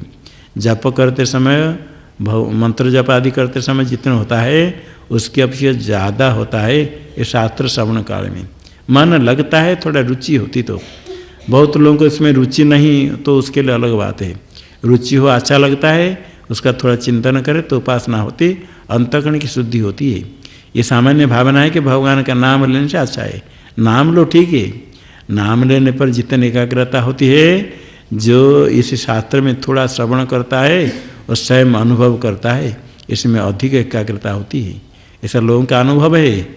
जप करते समय मन नहीं लगता है, कहीं शास्त्र कुछ पढ़ते हैं, अर्थ थोड़ा दिमाग में आता है तो बहुत अच्छा लगता है, मन एकाग्र, तो वो भी साधन है। तो वेदांत श्रवण भी साधन है। इसलिए यहाँ पहले उपासना कही गई, ये भी आगे यहाँ समविधान करते हैं। सर्वम खलु इदं ब्रह्म तज्जलानिति शांत उपासित, ये बड़े प्रसिद्ध वाक्य। सर्वम खलु इदं ब्रह्म, सर्वम खलु प्रसिद्ध है, इदम सर्वम ब्रह्म। पहले बताया था सर्वम ब्रह्म में ये बाद समानाधिकरण है। 4 प्रकार समानाधिकरण होता है। अध्यास, अपवाद, एकत्व, विशेषण। अध्यास होता है नाम ब्रह्म इति उपासित, मनो ब्रह्म इति उपासित, आदित्य, मधु, ये सब जितने सब है उपासना। शालग्राम में विष्णु का आरोप करके उपासना करते हैं। इसी प्रकार एक में दूसरे का आरोप करके उपासना किया जाता है, इसको कहते अध्यास। प्रतीक उपासना भी उसको कहते अध्यास। प्रतीक उपासना भी आरोप किया जाता है, एक में दूसरे का आरोप किया जाता है। तो ये होता है, उत्सव मालूम है, ये जो प्रतीक है, मूर्ति है, ये पाषाण की मूर्ति है, काष्ठ निर्मित है, मृत निर्मित है, ये मालूम है। बनाते भी, देवी पूजा करते तो मिट्टी से मूर्ति बनाते हैं, पूजा करते हैं, प्राण प्रतिष्ठा करते हैं, फल की प्राप्ति भी होती है। ये नहीं कि फल नहीं होता, व्यर्थ, ऐसा नहीं। जानते हुए भी परमात्मा की चिंतन जितने भावना है उसके अनुसार फल की प्राप्ति होती है।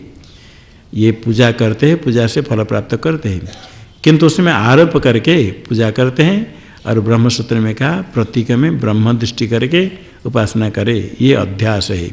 नाम ब्रह्म, मनो ब्रह्म, शालग्राम विष्णु है, ये से सब ये उपासना है समानाधिकरण। और अपवाद होता है बाद समानाधिकरण अपवाद, एक का निषेध करके दूसरे का विधान करना है। बताया था सर्प रज्जु, कहते सर्प नहीं किंतु रज्जु है। जिसको तुम सर्प समझते हो वो रज्जु है। वो पूछता है रज्जु कहाँ है? सर्प रज्जु है, सर्प ही रज्जु है। अर्थात जिसको तुम सर्प देखते हो वही रज्जु है, वो सर्प नहीं है। चौरह स्थाणु, जिसको तुम चोर समझते हो चोर नहीं है, वो तो ठूंठ है, चोर नहीं किंतु स्थाणु है। सर्वम ब्रह्म का इस प्रकार नाम रूपात्मक सर्व दिखता है, वो सर्व जैसे दिखता है ऐसे नहीं है किंतु ब्रह्म है। नहीं है क्यों? दिखता है तो नहीं क्यों है? नहीं हो दिखता है नहीं है, इसको कहते मिथ्या। यद असत भासमानम तन मिथ्या स्वप्न गजादिवत। जो विद्यमान नहीं होने पर भी दिखता है, ऐसा संभव है? नहीं होने पर दिखेगा? स्वप्न गजादिवत, सपने में हाथी दिखता है, नहीं होने पर भी दिखता है। सर्प दिखता है रज्जु में, भ्रांति काल में रज्जु में सर्प है या पहले सर्प रहता है? भ्रांति काल में सर्प रहता है? भ्रांति काल में सर्प रहता है नहीं रज्जु में? जो देखता है सर्प समझता है, उसको सर्प रहता है, डर कर भागता है, उसके लिए रज्जु में सर्प है या नहीं? वो समझता है सर्प, उसके लिए भी सर्प नहीं है। सर्प तो वहाँ है ही नहीं। यदि सर्प उसके लिए रहे, उसको सर्प दिखता है तो भ्रांति क्यों? भ्रम कैसे हुआ? यदि उसके लिए सर्प रहता है और उसको सर्प दिखता है तो भ्रम कैसे हुआ? भ्रम तभी कहेंगे यदि सर्प नहीं है, सर्प ज्ञान होता है तभी भ्रम। जो सर्प समझ कर डर रहा है उसको सर्प दिखता है, तो उस समय उसके लिए यदि वहाँ सर्प है और सर्प ज्ञान होता है तो भ्रम क्यों होगा? इसलिए सर्प भ्रांति काल में भी रज्जु में नहीं है। कहते तुम जिसको सर्प कहते हो सर्प नहीं है किंतु रज्जु है। तुम्हारी भ्रांति है, तुम रज्जु को सर्प समझते हो। सर्पो रज्जु का अर्थ सर्प नहीं है, सर्प नास्ति रज्जुरेव अस्ति। सर्वम ब्रह्म में अस्ति भाति प्रियम नाम रूपम चेत्यांश पंचकम आद्यत्रयम ब्रह्म रूपम जगद्रूपम शेषो तत्वद्वयम। सारे पदार्थ में पांच है, अस्ति भाति प्रिय नाम रूप। नाम और रूप शब्द और उसका अर्थ रूप, ये दोनों को छोड़ दे, नाम रूप का छोड़ त्याग कर दिया तो अस्ति भाति प्रिय सत चित आनंद। अस्ति ये सदरूप, भाति भान ज्ञान रूप है और प्रिय आनंद रूप है। सर्व में नाम रूप का बाध करना, नाम रूप का बाध करके बाकी ब्रह्म है। सर्वम नास्ति किंतु ब्रह्म है। सर्वम ब्रह्म है। आगे कहते तज्जलान। तज्जलान में तज्ज तल्ल तदन। सर्वम ब्रह्म क्यों हेतु दिया है? यस्मात् तज्जम, सर्वम तज्जम, ब्रह्म से सब जन्म हुआ इसलिए ब्रह्म है। सुवर्ण से जो कुंडल कटक भूषण बनाएंगे वो सब सोना है या कोई चांदी है? सोना से जितने बनाएंगे सब सोना है। ब्रह्म से उत्पन्न हुआ इसे सब ब्रह्म है। तज्जम, तज्ज क्या गया? तल्ल, तस्मिन लियते थे तल्ल। ये सब प्रलय काल में ब्रह्म में लीन हो जाता है, इसे सर्व ब्रह्म है। आगे तदन, तेन तस्मिन अनिति तदन। उसके कारण सब चेष्टा करते अन्न प्राण ने जीवित रहते। यतो वा इमानि भूतानि जायन्ते, तैत्तिरीय उपनिषद में आया। जिससे उत्पन्न होते हैं, जिसमें स्थित है, जिसमें लीन होते हैं, वही तद्रूप ब्रह्म है सारा जगत। मिट्टी से घट बनता है, जब तक घट रहता है मिट्टी में ही रहता है, जब नष्ट होता है तो मिट्टी रूप। सुवर्ण से भूषण बनाएंगे तो उसकी उत्पत्ति किससे हुई? भूषणों की, सोना से। जब तक भूषण है तब तक सोना में ही भूषण, सुवर्ण के बिना भूषण नहीं रहेगा। सोना को बिक्री कर दो और भूषण को रखो, रह जाएगा? भूषण बनाया और उसमें सोना को बिक्री कर रुपया ले लो और भूषण को लगाओ, भूषण सोने के भूषण सुवर्ण के नाम नहीं रहेगा। उसी प्रकार जब भूषण को तोड़ देंगे तो सोना नष्ट हो जाएगा ना? नहीं, भूषण नष्ट होने पर ही सोना नाश नहीं होता, सुवर्ण तो रहेगा। तो ये उत्पत्ति स्थिति प्रलय सोना से है, होने से वो सुवर्ण है, अन्य कुछ नहीं है। इसी प्रकार ये ब्रह्म से उत्पन्न हुआ, ब्रह्म में स्थित, ब्रह्म में लीन होता है, इसलिए स्थिति काल में भी ब्रह्म ही है। भूषण बनाते समय बन गया भूषण तो सोना है उस समय, घट बन गया तो मिट्टी है। हाँ, तो इसी प्रकार ये सब ब्रह्म ही है, ब्रह्म से भिन्न कुछ नहीं। क्योंकि तज्जलान, तज्ज तल्ल तदन, तज्जलान ऐसा कहना चाहे, तज्जलान। तो ये छांदस प्रयोग है, तज्जलान कर दिया, न हल कर दिया, तज्जलान इति शांत उपासित। इसलिए शांत होकर के ब्रह्म की उपासना करें। यहाँ ब्रह्म सब कुछ है, इसलिए शांत हो जाओ। विषय चिंतन राग द्वेष आदि छोड़ो, ये श्रुति कहती सम का विधान किया गया। यहाँ जब तीनों काल में ब्रह्म से भिन्न कुछ नहीं, सारे कुछ ब्रह्म ही है। जब सर्व ब्रह्म है तो किसमें राग, किसमें किस द्वेष करना। राग द्वेष भ्रांति के कारण उसको छोड़ करके सर्व ब्रह्म है, इसे उसकी उपासना करे। शांत होकर के ब्रह्म की उपासना करे। पहले शांत होना चाहिए, सम विधान किया गया। यहाँ शांत होकर के उपासना करे। उपासना करना है, पहले शांत हो जाए। राग द्वेष आदि को, काम क्रोध लोभ को छोड़ करके, इच्छा का त्याग करके, मन इधर उधर भागता है, शांत हो जाओ। सर्वत्र देखो मिथ्या ही, और कुछ ही नहीं, परमात्मा से भिन्न नहीं श्रुति कहती है। श्रुति कहती उसमें कोई संशय, अप्रामाण्य संशय नहीं करना, पारमार्थिक है। नहीं लगता है, राज्य में सर्प देख करके डरने वाले को सर्प दिखता है, उस समय कहने पर ग्रहण नहीं होता है, किंतु वास्तव सर्प नहीं है, रज्जु है। इसी प्रकार सपना में दिखता है, जब दिखता है सत्य लगने पर भी कुछ नहीं है। इसी प्रकार ये सब ब्रह्म से भिन्न मिथ्या से मिथ्या कल्पित है ही नहीं। राग द्वेष छोड़ करके शांत होकर के उपासना करे। उपासना कैसे करना है, आगे कहता था खलु क्रतुमय पुरुष। ये पुरुष क्रतुमय, क्रतु निश्चय, निश्चय ऐसा ही है, निश्चय स्थिर करता है। तो ऐसे क्रतु यथा क्रतुरस्मिन् लोके पुरुष भवति तथेतः प्रत्यय भवति। जिस प्रकार ऐसा निश्चय करता है, इसी प्रकार आगे मर करके ऐसे ही हो जाता है। यंगम व्यापी स्मरण भावम त्यजत्यंते कलेवरम तंते में वैति कहती हो। जैसे जैसे स्मरण करके मरता है, आगे इसे प्राप्त करता है। अथ खलु हेतु के लिए ये क्रतुमय पुरुष है, इसलिए आगे क्रतुम कुर्वित। अथ खलु ये पुरुष क्रतुमय, जैसे निश्चय करता है ऐसे आगे फल प्राप्त करता है। यथा क्रतु अस्मिन् लोके पुरुष भवति, इसी लोक में पुरुष जैसे निश्चय वाला होता है, तथा इतः प्रत्यय मर करके अपने निश्चय संकल्प के अनुसार आगे फल प्राप्त करता है। इसे सक्रतुम कुर्वित, ऐसे क्रतु संकल्प निश्चय करे। कैसे निश्चय करे आगे कहेंगे, पहले निश्चय करे। कैसे निश्चय करना, शास्त्र में जैसे कहा गया उस के अनुसार निश्चय करे तो फल प्राप्त ऐसे ही होगा। आगे कहते कैसे निश्चय करना, कैसे चिंतन करना, कैसे उपासना करना, आगे कहते हैं मनोमय प्राण शरीरो भारूप सत्य संकल्प आकाश आत्मा सर्वकर्मा सर्वकाम सर्वगंध सर्वरस सर्वमिदम अभ्यात्तो वाक्यनादर।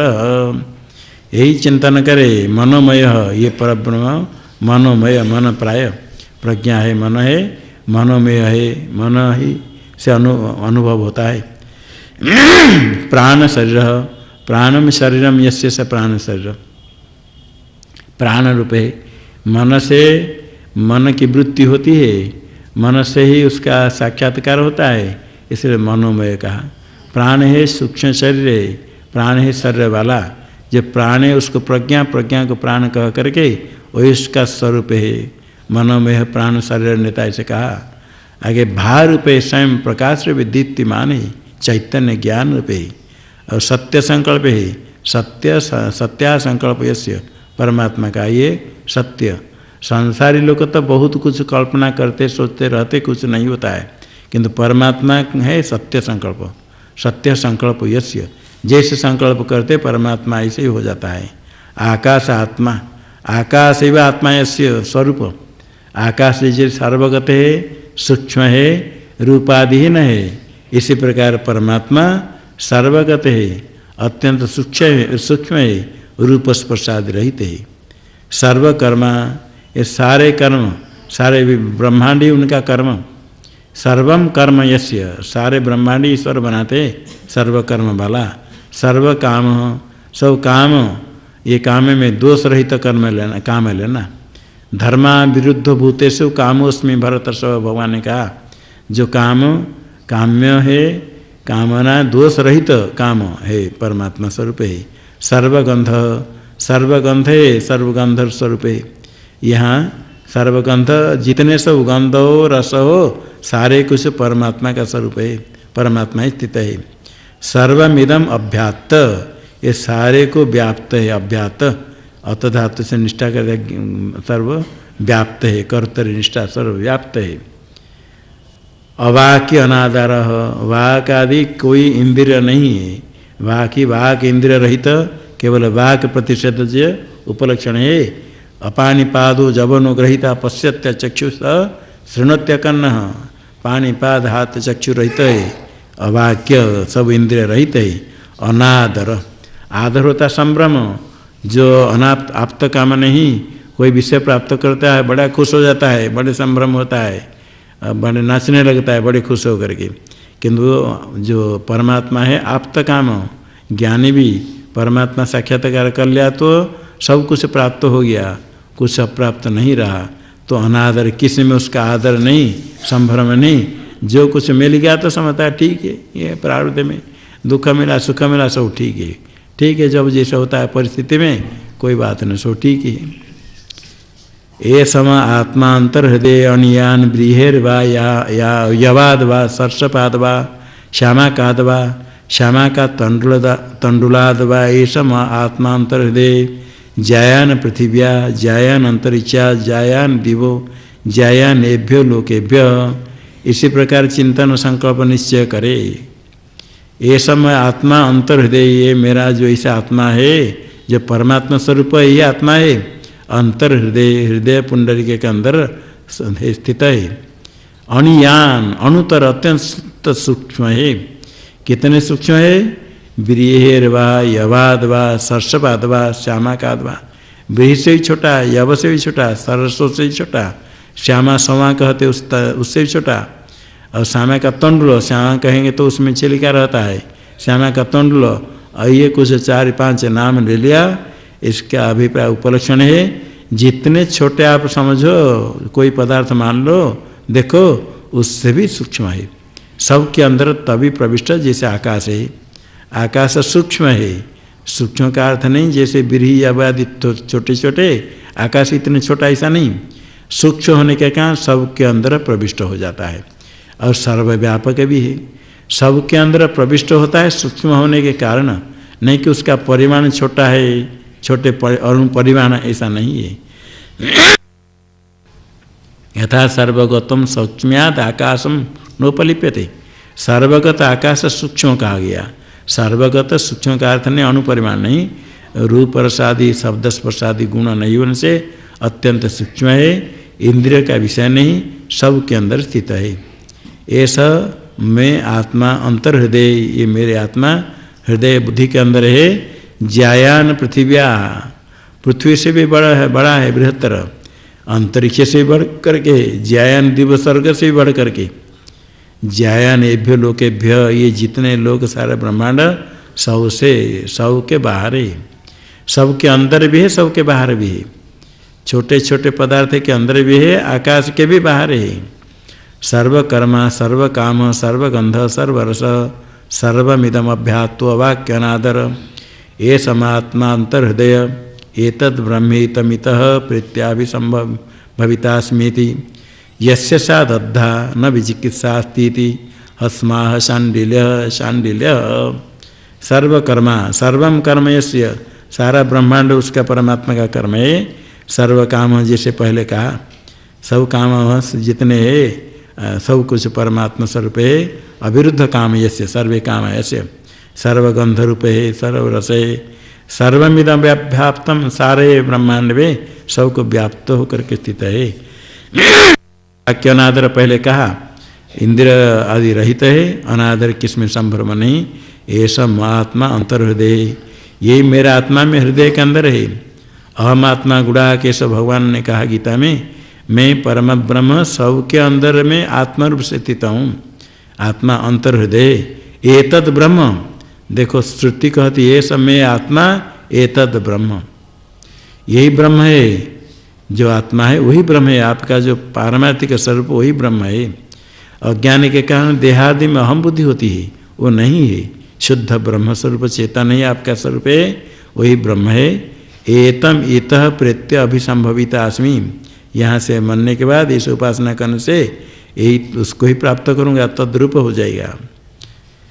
प्राप्त होगा मतलब तद्रूप है ही। यस्य स्याद अद्धा, जिसका ऐसे निश्चय हो जाए पक्का दृढ़, न विचिकित्सा संदेह नहीं हो, तभी उसी रूप को प्राप्त करता है, तद्रूप हो जाता है। इति हस्म आह सांडिल्य, सांडिल्य ऐसे सांडिल्य नाम का ज्ञानी ने कहा, ऋषि ने कहा था, ऐसा कहा, ऐसा सांडिल्य ने कहा ये ईश्वर भाव को प्राप्त करता है ज्ञानी। जो ऐसे निश्चय हो जाता है उपासना करता है तो तद्रूप प्राप्त करेगा। और यदि ऐसे ज्ञान हो जाता है सद्य मुक्ति, उसी समय ब्रह्म स्वरूप अपने को अनुभव करता है, मैं ब्रह्म स्वरूप व्यापक हूँ। ये इसमें कहा था, इसे जो चिंतन करता है तस्य वीरो जायते कहा था। वेद कुले वीरो जायते, वीर पुत्र उत्पन्न होता है। पिता यदि पुत्र यदि वीर हो गया, जन्म हो गया, इतने मात्र से पिता की रक्षा नहीं होती है। पुत्र को अनुशासन करते हैं, इसलिए पुत्र के आयु भी होनी चाहिए। पुत्र जन्म तो हो गया किंतु मर जाएगा तो पिता की क्या रक्षा करेगा। इसलिए पुत्र के दीर्घायुष्ट कैसे प्राप्त होगा, उसके लिए आगे कुछ थोड़ा उपासना। पुत्र यहाँ ज्ञान है तो ये ज्ञान के लिए कहेंगे, बीच में थोड़ा कह देते हैं, ये पुत्र कैसे दीर्घायु हो, इसके लिए उपासना है। अंतरिक्षोदर कोशो भूमि बुघ्नो न जीर्यति दिशो ह्यस्य स्रक्तयो देवरस्य उत्तरम विलम स एष कोशो वस्तुधानस्तस्मिन् विश्वमिदं श्रितम।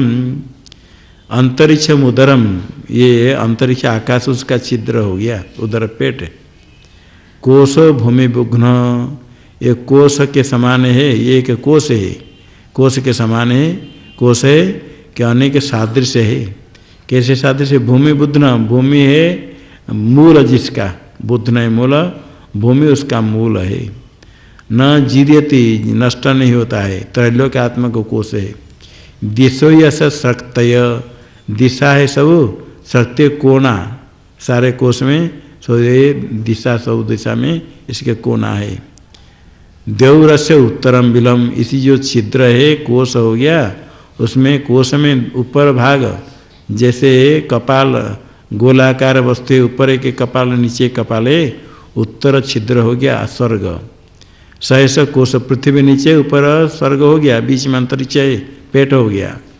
सहस कोश वसुधान, वसु है धन, यहाँ वसु के कर्म प्राणियों के कर्म फल यही धन है। कर्म फल कर्म ही धन है, अन्य धन साथ में नहीं जाता है। जो कर्म करते हैं पुण्य पाप कर्म, वही धन जिसको साथ में लेकर के जाना होता है, वही धर्म है जिसका धारण किया जाता है। इच्छा नहीं होने पर भी साथ में जाएगा, इच्छा करने पर भी उससे अतिरिक्त कोई नहीं ले सकता है। बड़े बड़े समर्थ हो गए, कोई लेकर के नहीं गया। धर्म केवल यही है, इसलिए वस्तु शब्द से धन कहते कर्मफल को। ये वसुधान कर्मफल इसमें रहता है। तस्में विश्वमिदं श्रितम, सारा ब्रह्मांड उसमें आश्रित है। तस्य प्राचीदिक जुहुर नाम, सहमाना नाम दक्षिणा, राज्य नाम प्रतीचि, सुभूता नाम उदीचि, तासां वायुर्वत्सः स एतमेवं वायुं दिशां वत्संवेद न पुत्र रोदम रदिति सोहम एतमेवं वायुं दिशां वत्संवेद माँ पुत्र रोदम रुदम।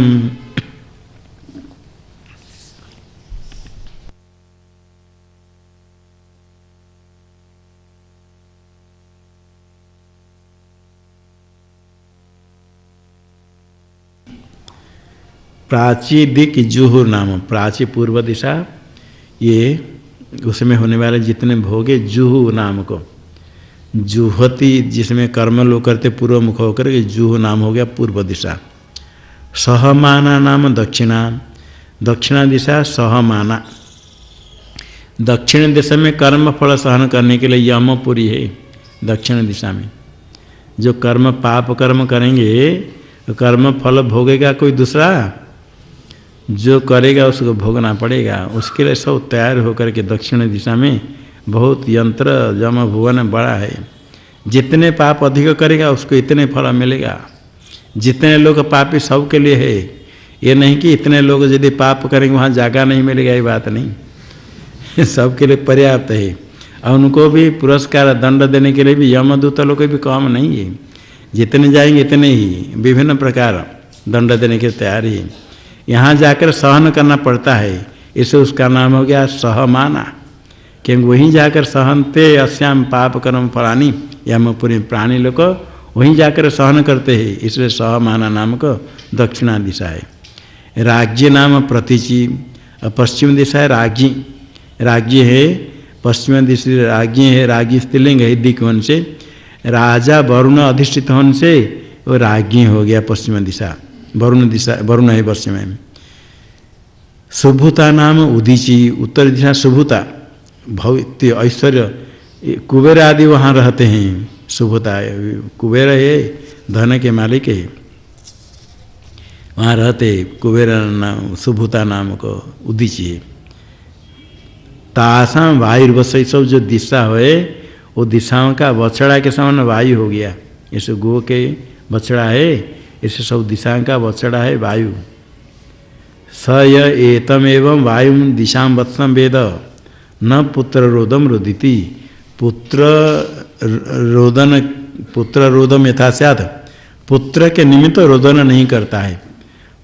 पुत्र मर जाने पर पिता माता को जो कष्ट होता है बहुत रोते हैं, किंतु वायु रूप जो दिशा के बछड़ा है उसकी उपासना जो करेगा, ऐसे चार दिशा है, सब नाम अलग अलग है, और वैसे वायु है उनका बछड़ा के समान है।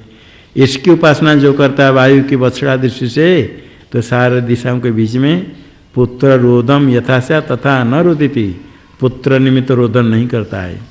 सोहम एतम एवं वायु दिशा वत्सम वेद, ऐसा मैं वायु के बछड़ा, वायु रूप दिशाओं का जो बछड़ा उसकी उपासना करने से पुत्र रोदम न अरुदम माँ रुदम, रोदन नहीं किया।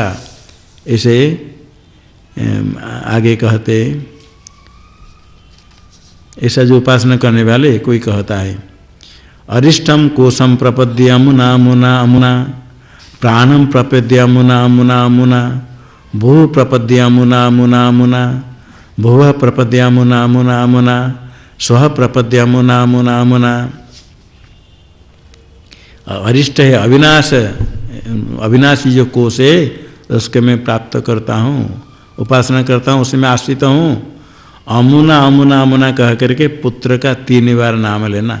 अमुक के नाम द्वारा, अमुक के द्वारा, चैत्र नाम है तो चैत्र न चैत्र न चैत्र न, अमुना अमुना अमुना। प्राणम प्रपद्ये, प्राण के आश्रित में हूँ, अमुना अमुना अमुना कह करके पुत्र का 3 बार नाम लेना तृतीयांत करके। मैत्र है तो मैत्र न मैत्र न मैत्र न। भू प्रपद्ये अमुना अमुना अमुना, इसी प्रकार भू भू को प्राप्त करता हूँ, आश्रित होता हूँ उसी नाम के द्वारा। भुवा प्रपद्ये अंतरिक्ष है उसको प्राप्त होता हूँ, अमुना अमुना अमुना। स्व प्रपद्ये स्वर्ग को प्राप्त होता हूँ उसके द्वारा। सर्वत्र पुत्र के 3 बार 3 नाम लेना है। सयद अवोचम प्राणम प्रपद्येति, जो पहले कहा प्राणम प्रपद्ये अमुना अमुना अमुना, ये जो कहा प्राणो वा इदम सर्वम भूतम यदिदम किंच तदेव तत्प्राप्ति, ये जो प्राण ही सब कुछ है, प्राणम प्रपद्ये जो कहा था उसका अभिप्राय सारा जगत है प्राण रूप है, सारे जगत उसमें आश्रित प्राण में है, इसे सर्वम प्राण प्रतिपादन करके सबको मैं प्राप्त कर लिया, सर्व को प्राण रूप सब है, सबको प्राप्त कर लिया अमुक पुत्र के द्वारा। आगे कहा भू प्रपद्य अमुना अमुना, ये जो कहा उसका क्या अभिप्राय है? अथ यद अवुचम भू प्रपद्येति पृथ्वी प्रपद्ये अंतरिक्षम प्रपद्ये दिवम प्रपद्ये इत्येवं तद अवुचत। जो भू प्रपद्य कहा, भूलोक को पृथ्वी लोक, भू पृथ्वी, अंतरिक्ष भू और स्वर्ग, इसको प्राप्त करता हूँ, प्राप्त कर लिया, ऐसे भ्रू आदि को प्राप्त किया, ऐसे कहा। उसके बाद कहा यद अवोचम भूव प्रपद्येति, पहले भू प्रपद्य आ गया, आगे भूव प्रपद्य का अर्थ जो कहा अग्निम प्रपद्ये वायुम प्रपद्य आदित्यम प्रपद्य इत्येव तदवोचत। भूव प्रपद्य करे अग्नि वायु आदित्य को प्राप्त किया। अथ यद अवोचम स्व प्रपद्येति ऋग्वेदम प्रपद्य यजुर्वेदम प्रपद्ये सामवेदम प्रपद्य इत्येव तदवोचम। जो कहा स्व प्रपद्य कहा, उसका अभिप्राय ऋग्वेद को, यजुर्वेद, सामवेद को सबको प्राप्त किया, इसे मैंने कहा। ये सारे जगत सबको प्राप्त कर लिया। ऐसे दिशाओं के वछड़ा वायु, उसके उपासना करने से दिशा के साथ सारे दिशा का वछड़ा के साथ ध्यान करके सर्वरूप हो गया।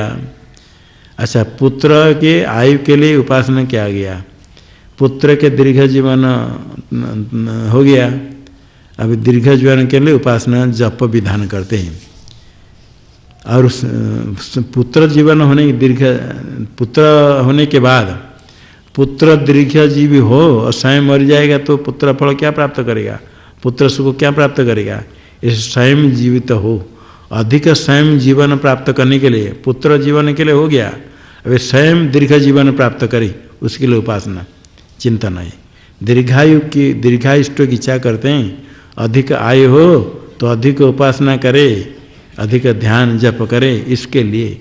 खाने के लिए दीर्घायु की इच्छा आवश्यकता नहीं, बहुत खाने पीने के लिए दीर्घायु वगैरह कोई फल नहीं है, व्यर्थ जीवन है।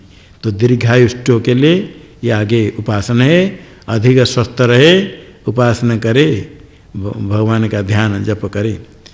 पुरुषभाव यज्ञस्तस्य यानि 24 वर्षाणि तत्प्रातः सवनम 24 अक्षरा गायत्री गायत्रम प्रातः सवनम तदस्य वसवन्नायताः प्राणभाव वसव एते हिदम सर्वं वासयन्ति। पुरुषभाव यज्ञ, ये कार्यकरण संघात प्राण विशिष्ट शरीर इंद्रिय प्राण मन सब कुछ, ये सबको पुरुष शब्द से लिया। भाव का अर्थ एव यज्ञ है, पुरुष ही यज्ञ है। अभी पुरुषों में यज्ञ तो संपादन करना में ये शरीर पुरुष यज्ञ है। इसमें जो यानी 24 वर्षाणी प्रारंभ से लेकर 24 वर्ष तक तत्प्रातः सवनम, अग्निहोत्र आदि कर्म करते हैं, प्रातःकालीन सवन करते हैं। विधि यज्ञ में प्रातः सवन हो गया 24 वर्ष। 24 अक्षरा गायत्री, गायत्री छंद 24 अक्षर वाले है, तो गायत्री छंद वाले ये विधि यज्ञ में जिस प्रकार प्रातः सदन करते, इसी प्रकार यहाँ गायत्रम प्रातः सवनम, गायत्री छंद वाले ये प्रातः सवन है, विधि यज्ञ में होता है। प्रातः सवन के समान 24 वर्ष आयु पूरा हो गया, ये का यज्ञ के साथ समान हुआ। तदस्य वसव अन्नायता, वसु देवता है, इसमें आश्रित है। वसव अन्नायता प्राणाभाव वसव, ये वसु देवता कौन है? इसमें कहा विधि यज्ञ में तो वसु देवता है, जो पुरुष को यज्ञ संपादन का है, यहाँ कौन देवता है? प्राणाभाव वसव, ये प्राण ही वसु है। प्राण को क्यों वसु कहेंगे? एते ही इदम सर्वम वासयन्ति, ये सब को वास देते हैं। प्राण है, प्राणाभाव वसव, भागादय वायवश्च, ये भागादि वायु प्राण सब है, यही पुरुष को इसमें रखते हैं। जब तक प्राण है तब तक जीवित रहता है, इसलिए उनको वसु शब्द से कहा। तंचेदे तस्मिन् वयसि किंचिद उपतपेत स ब्रूयात् प्राणा वसव इदम में प्रातः सवनम माध्यम दिन सवनम अनुसंतनुतेति माहम प्राणानां वसुना मध्ये यज्ञ विलोप्स्येत्युद्धैव तत एत्यगदो भवति। यदि 24 वर्ष आयु के बीच में प्रातः सवन समय है, किंचित उपतपेत, कोई व्याधि आदि रोग प्राप्त हो, कष्ट दे, तो उपासक सब ब्रूयात। हे प्राणा है वसव, प्राण और वसुदेवता से संबोधन करके इदम में प्रातः सवनम माध्यन्दिन सवनम अनुसंतनुत इति। 24 वर्ष तक मैं प्रातः सवन कर रहा हूँ, माध्यन्दिन सवन तक इसको मिला दो, अर्थात प्रातः सवन का विच्छेद नहीं हो, पूरा 24 वर्ष कर आयु मिले तो आगे माध्यन्दिन सवन करूँगा।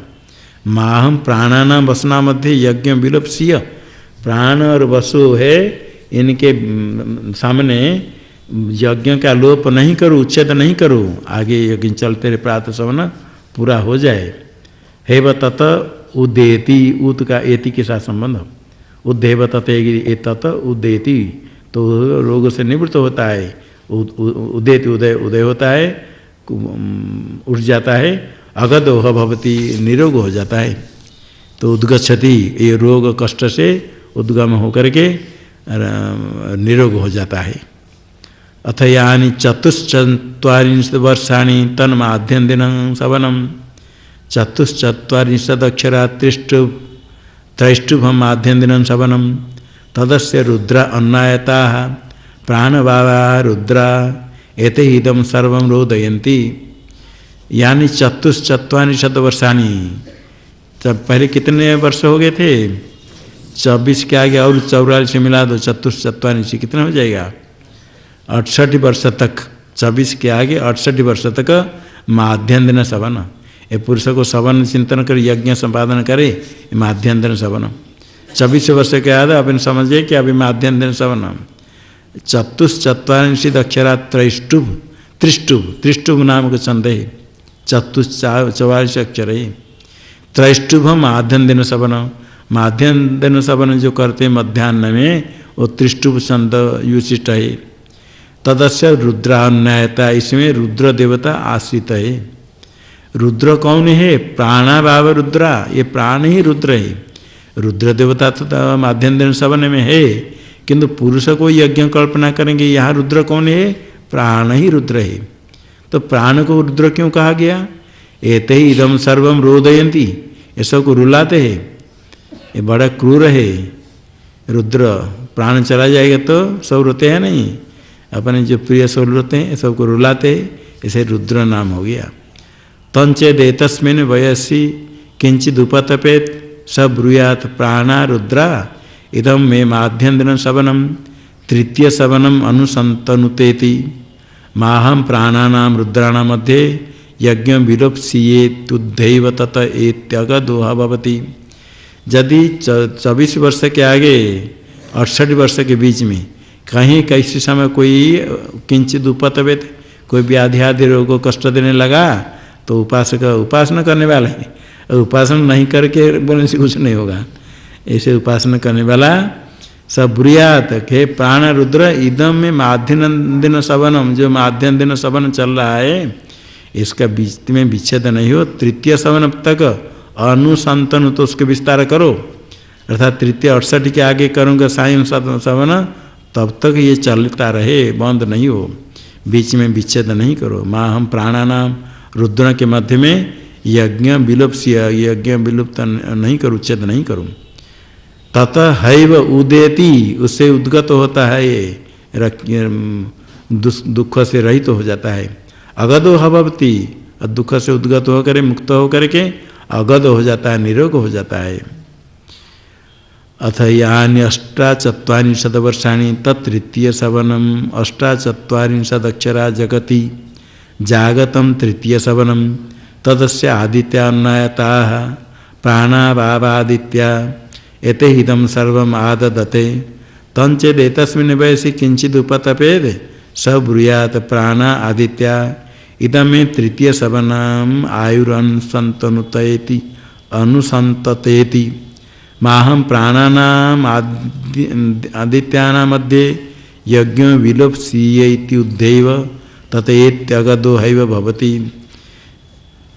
यानी 48 68 के आगे और 48 मिलाओ, कितने होगा? 1 से 16 हो जाएगा।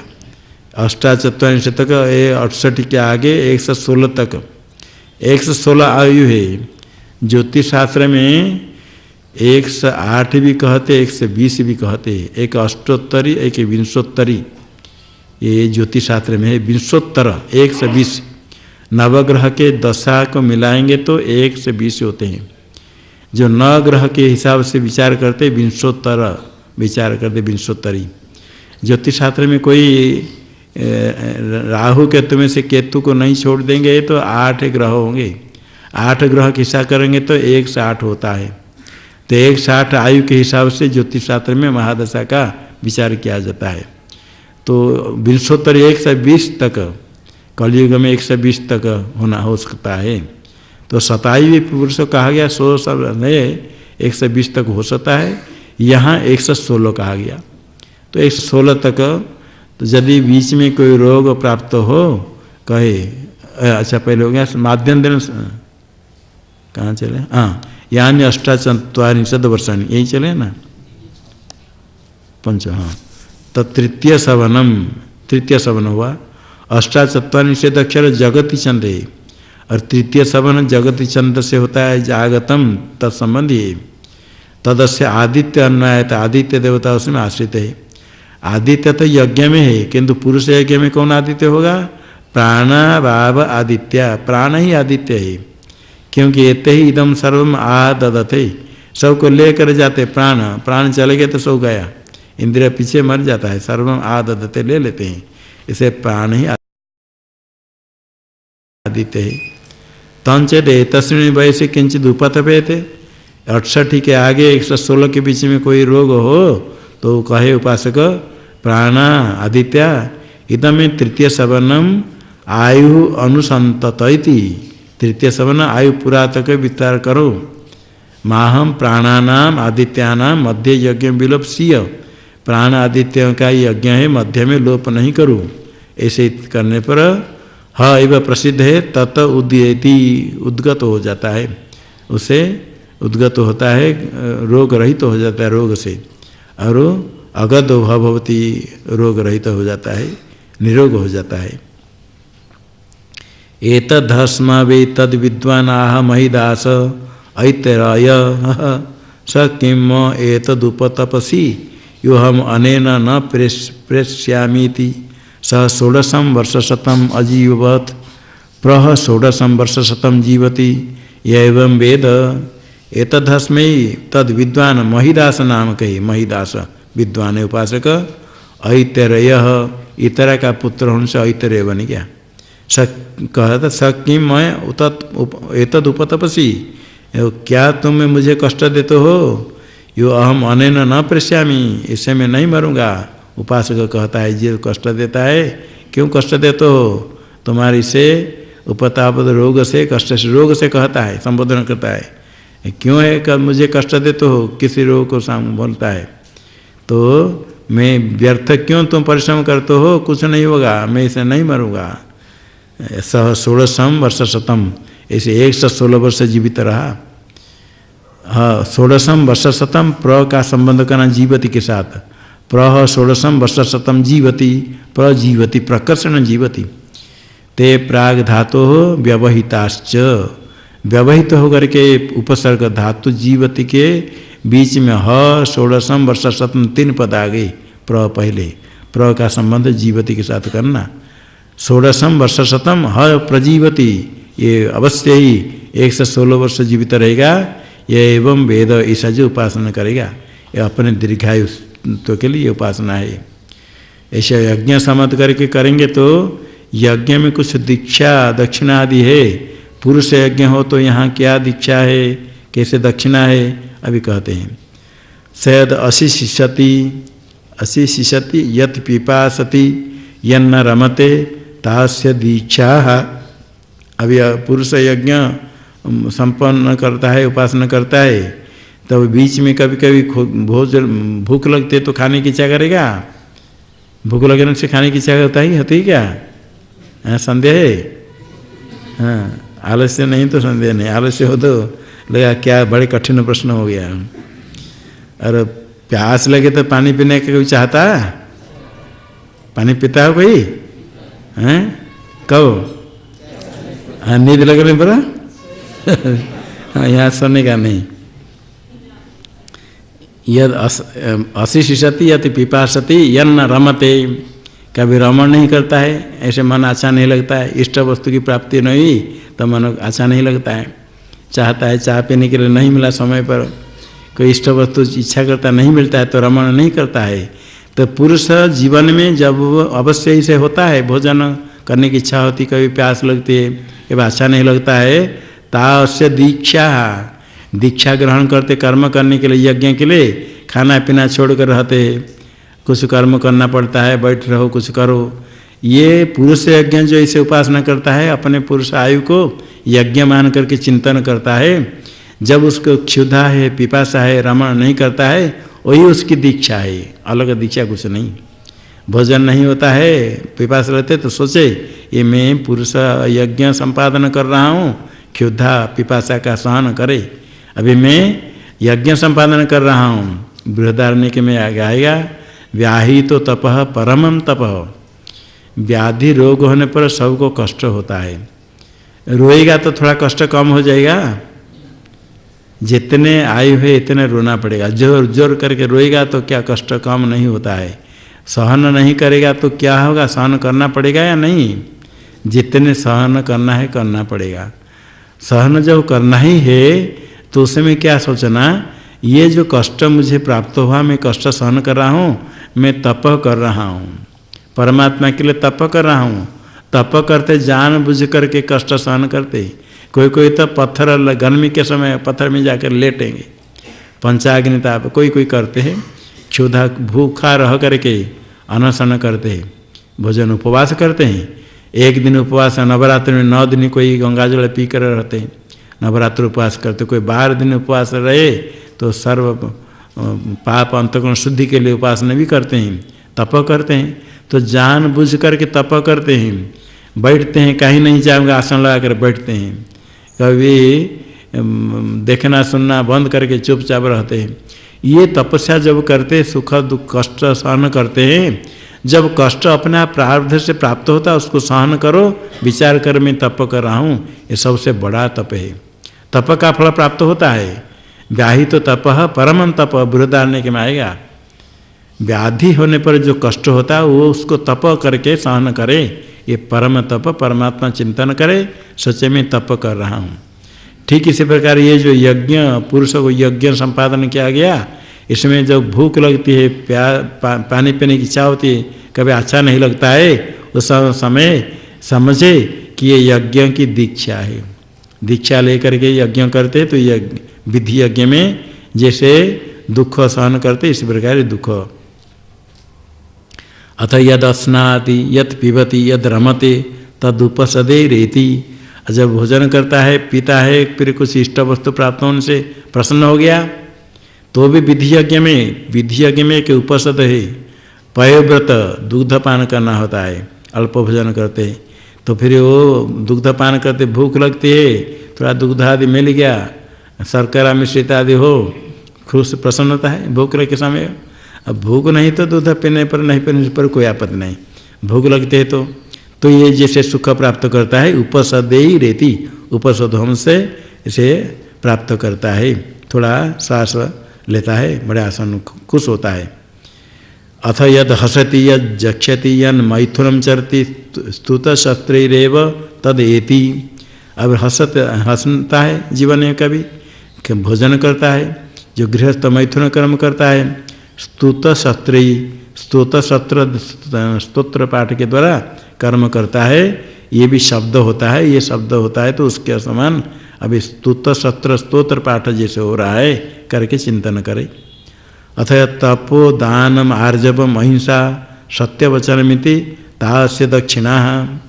और कभी तप करता है, वास्तव तप करता है, कुछ दान करता है, आर्जव सरलता है, अहिंसा है, सत्य भाषण करता है, यही उसकी दक्षिणा है।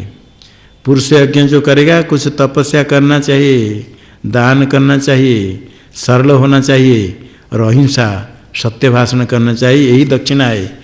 यज्ञ कर्म करते हैं तो विधि यज्ञ में दक्षिणा देनी होती है। दक्षिणा देने पर दक्षिणा भी जैसे विधि के अनुसार जितने कहा गया इतने ही है, नहीं कि गोदान करने का प्रसंग आएगा 10 रुपया पकड़ा दिया 100 रुपया पकड़ा दिया, ऐसा नहीं। जहाँ जहाँ स्वर्ण दान कहेंगे, भूदान करेंगे, गोदान, ऐसे कहीं कर्म में आता है। कन्यादान करते तो उसके साथ भूदान गोदान आदि आता है। कन्यादान तो विधि विधान से नहीं कर पाते हैं, तभी जो भी करते हैं, ब्राह्मण आएगा कन्यादान करते तो गोदान करना है, भूदान करना है, पुत्र जामाता को देते हैं, जामाता को कन्यादान करते समय सब देते हैं। अब ब्राह्मण को कर्म करते समय कुछ देने का हुआ, कहीं स्वर्ण में कहीं एक कर्म आया, स्वर्ण में एक लक्ष्मी प्रतिमा बन करके दान करें, तो क्या करेंगे, उसको जानने वाले बड़े बुद्धिमान होते हैं। बहुत पतला सोना है, इससे भी पतला सोना में इसमें कहेंगे लक्ष्मी का चित्र बना दो, लक्ष्मी का चित्र बना दिया, उसको दान करेंगे, उसमें लक्ष्मी दान हो गया। लक्ष्मी प्रतिमा देना है, इतने सोना की पत्ती बना देंगे, इतने पत्ती बहुत पतला, इससे भी पतला, उसमें लक्ष्मी का चित्र बना कर दे दिया, ये दान है। ऐसे भी करने वाले कर देते हैं। तो दान करने के लिए जैसे यज्ञ में होता है, इसे दान करना होता है। तो दान सरलता अहिंसा जितने हैं, यहाँ जैसे दक्षिणा देते, यहाँ दक्षिणा क्या है, जब कुछ तप करता है वो दक्षिणा है, कुछ दान कभी करता है, कम हो ज़्यादा हो, सरलता है, अहिंसा, सत्य भाषण, ये हो गया। ये जो पुरुष यज्ञ, इसके लिए दक्षिणा। विधि यज्ञ में तो दक्षिणा जैसे कही गई इसे देनी चाहिए, विधि यहाँ पुरुष यज्ञ में ये दक्षिणा सामान्य है। इसलिए विधि यज्ञ करते समय भय करना नहीं कि अधिक दक्षिणा देना पड़ेगा, ऐसा नहीं, डरना नहीं। तस्माद् आहु शोष्यत्यशोष्टेति पुनरुपादानमेवास्य तन्मरणमेवावृत, ऐसे कहते यज्ञ में। जैसे अभी स्तोष्यति, सोमरस निचुड़ेगा, अशोष्ट सोमरस निकला, इसी प्रकार क्या कहते हैं, अभी माता के लिए माता पुत्र जन्म करती है, आगे पुत्र जन्म करेगी, इसी प्रकार अशोष्ट स्तोष्यति, सुई अभिशपे, सोमरस निचोड़ने के लिए भी होता है, स्वयं प्राणी प्रसव के लिए प्रयोग होता है। पुनरुत्पादनमेवस्य तन्मरणमेव अभृत, फिर पुनरुत्पादन जन्म होता है, आगे जन्म लेगा, पुनरुत्पादन होगा पुरुषाक्ष यज्ञ के लिए। अभी प्रसव किया, आगे प्रसव होगा, ये शब्द संबंधी होने से। और मरण, पुरुष मर जाएगा तो अभभृत नाम के एक कर्म है, अंत में होता है यज्ञ के अंत में, तो मरण अभभृत हो गया। तदेतत् घोरांगिरस कृष्णाय देवकी पुत्राय उक्त्वा उवाच पिपास एव स बभुव स्वान्त वेलायामेतत्त्रयं प्रतिपद्येत अच्युतमस्यच्युतमसि प्राण संसितमसीति तत्रेते द्वे ऋचो भवतः। तदेतत् घोर नाम है, ये जो यज्ञ दर्शन, पुरुष को यज्ञ मान करके जो उपासना किया गया, ये पुरुष घोर नाम को है। आंगिरस उनका नाम, अंगिरस गोत्र से। कृष्णाय देवकी पुत्राय, देवकी पुत्र कृष्ण को, वो देवकी पुत्र कृष्ण शब्द इसमें आया, उनको कहा, उक्त्वा उवाच, उपदेश किया, ये यज्ञ दर्शन उपदेश करके कहा, अपिपास एव सब बभुव, वो पिपास रहित, प्यास रहित हो गया, अपिपास हो गया। यज्ञ को जानने पर इस अंत में ऐसे उपासना करने से पिपास रहित हो गया। स्वांत वेलायाम एतत्त्रयं प्रतिपद्येत, शरीर समाप्त जो होगा मरण काल में, ये तीन प्रतिपद्येत, जप करे, तीन को जप करने के लिए कहा। अक्षितमसि, अच्युतमसि, प्राण संसितमसि इति, ये तीन है। अच्युतमसि, अक्षित है, अक्षत अक्षिण है, तुम हो, यजुए के मंत्र हो गया। ये प्राण आदित्य को एक करके कहते तुम अक्षिण हो। उसके बाद कहते अच्युतमसि, अच्युतमसि द्वितीय हो गया। च्युत होता है स्वरूप से त्यक्त होता है, अच्युत स्वरूप से अप्रच्युत है, ये स्वरूप से में स्थित हो। आगे प्राण संसितमसि तृतीय है, प्राण है और संसित स्रोत अनुकरण सूक्ष्म है, सूक्ष्म तत्व आप हो, ऐसे तृतीय मंत्र है। तो इसमें अक्षित अक्षित अक्षय अक्षिण अविनाशी हो, और अच्युत अपने स्वरूप में स्थित हो, और प्राण स्वरूप है, अत्यंत सूक्ष्म तत्व आप हो, ऐसे चिंतन करें। ये विद्या जो है पुरुष यज्ञ है, उपासना है। ये उपासना इसको कहने के लिए आगे दो ऋचो भवत, दो ऋचो भवत, ऋचा है, दो ऋचा में इसे पुरुष यज्ञ की स्तुति के लिए कहा गया। आगे इसमें आगे उसका अर्थ बताएंगे। इसमें थोड़ा सा है, आदित प्रत्न सरेतस उद्वयम तमसस्परि ज्योति पश्यन्त उत्तरम स्व पश्यन्त उत्तरम देवम देवत्रा सूर्यम अगन्म ज्योतिरुत्तरमिति ज्योतिरुत्तरमिति। ये सप्तदश खंड है। इसी का इतने दे दिया, आदित्य प्रत्न से रेत से इतने दिया है उपनिषद में। वस्तुतः मंत्र और अधिक है। आदित्य प्रत्न से रेतस ज्योति पश्यन्ति वासरम परो यदिध्यते दिवी। इतने है मंत्र। इतने मंत्र की व्याख्या भाष्यकार ने किया है। इतने सूत्र में आ गया आदित्य प्रत्न से रेतस्य, ये प्रतीक हो गया। आगे ज्योति पश्यन्ति वासरम परो यदिध्यते दिवी, इतने मिलाकर के मंत्र होगा एक। दूसरा मंत्र ठीक है, उद्वयम तमसस्परि ज्योति पश्यन्त उत्तरम स्व पश्यन्त उत्तरम देवम देवता सूर्यम अगन्म ज्योतिरुत्तरमिति ज्योतिरुत्तरमिति। इसी की व्याख्या आगे करेंगे। ओ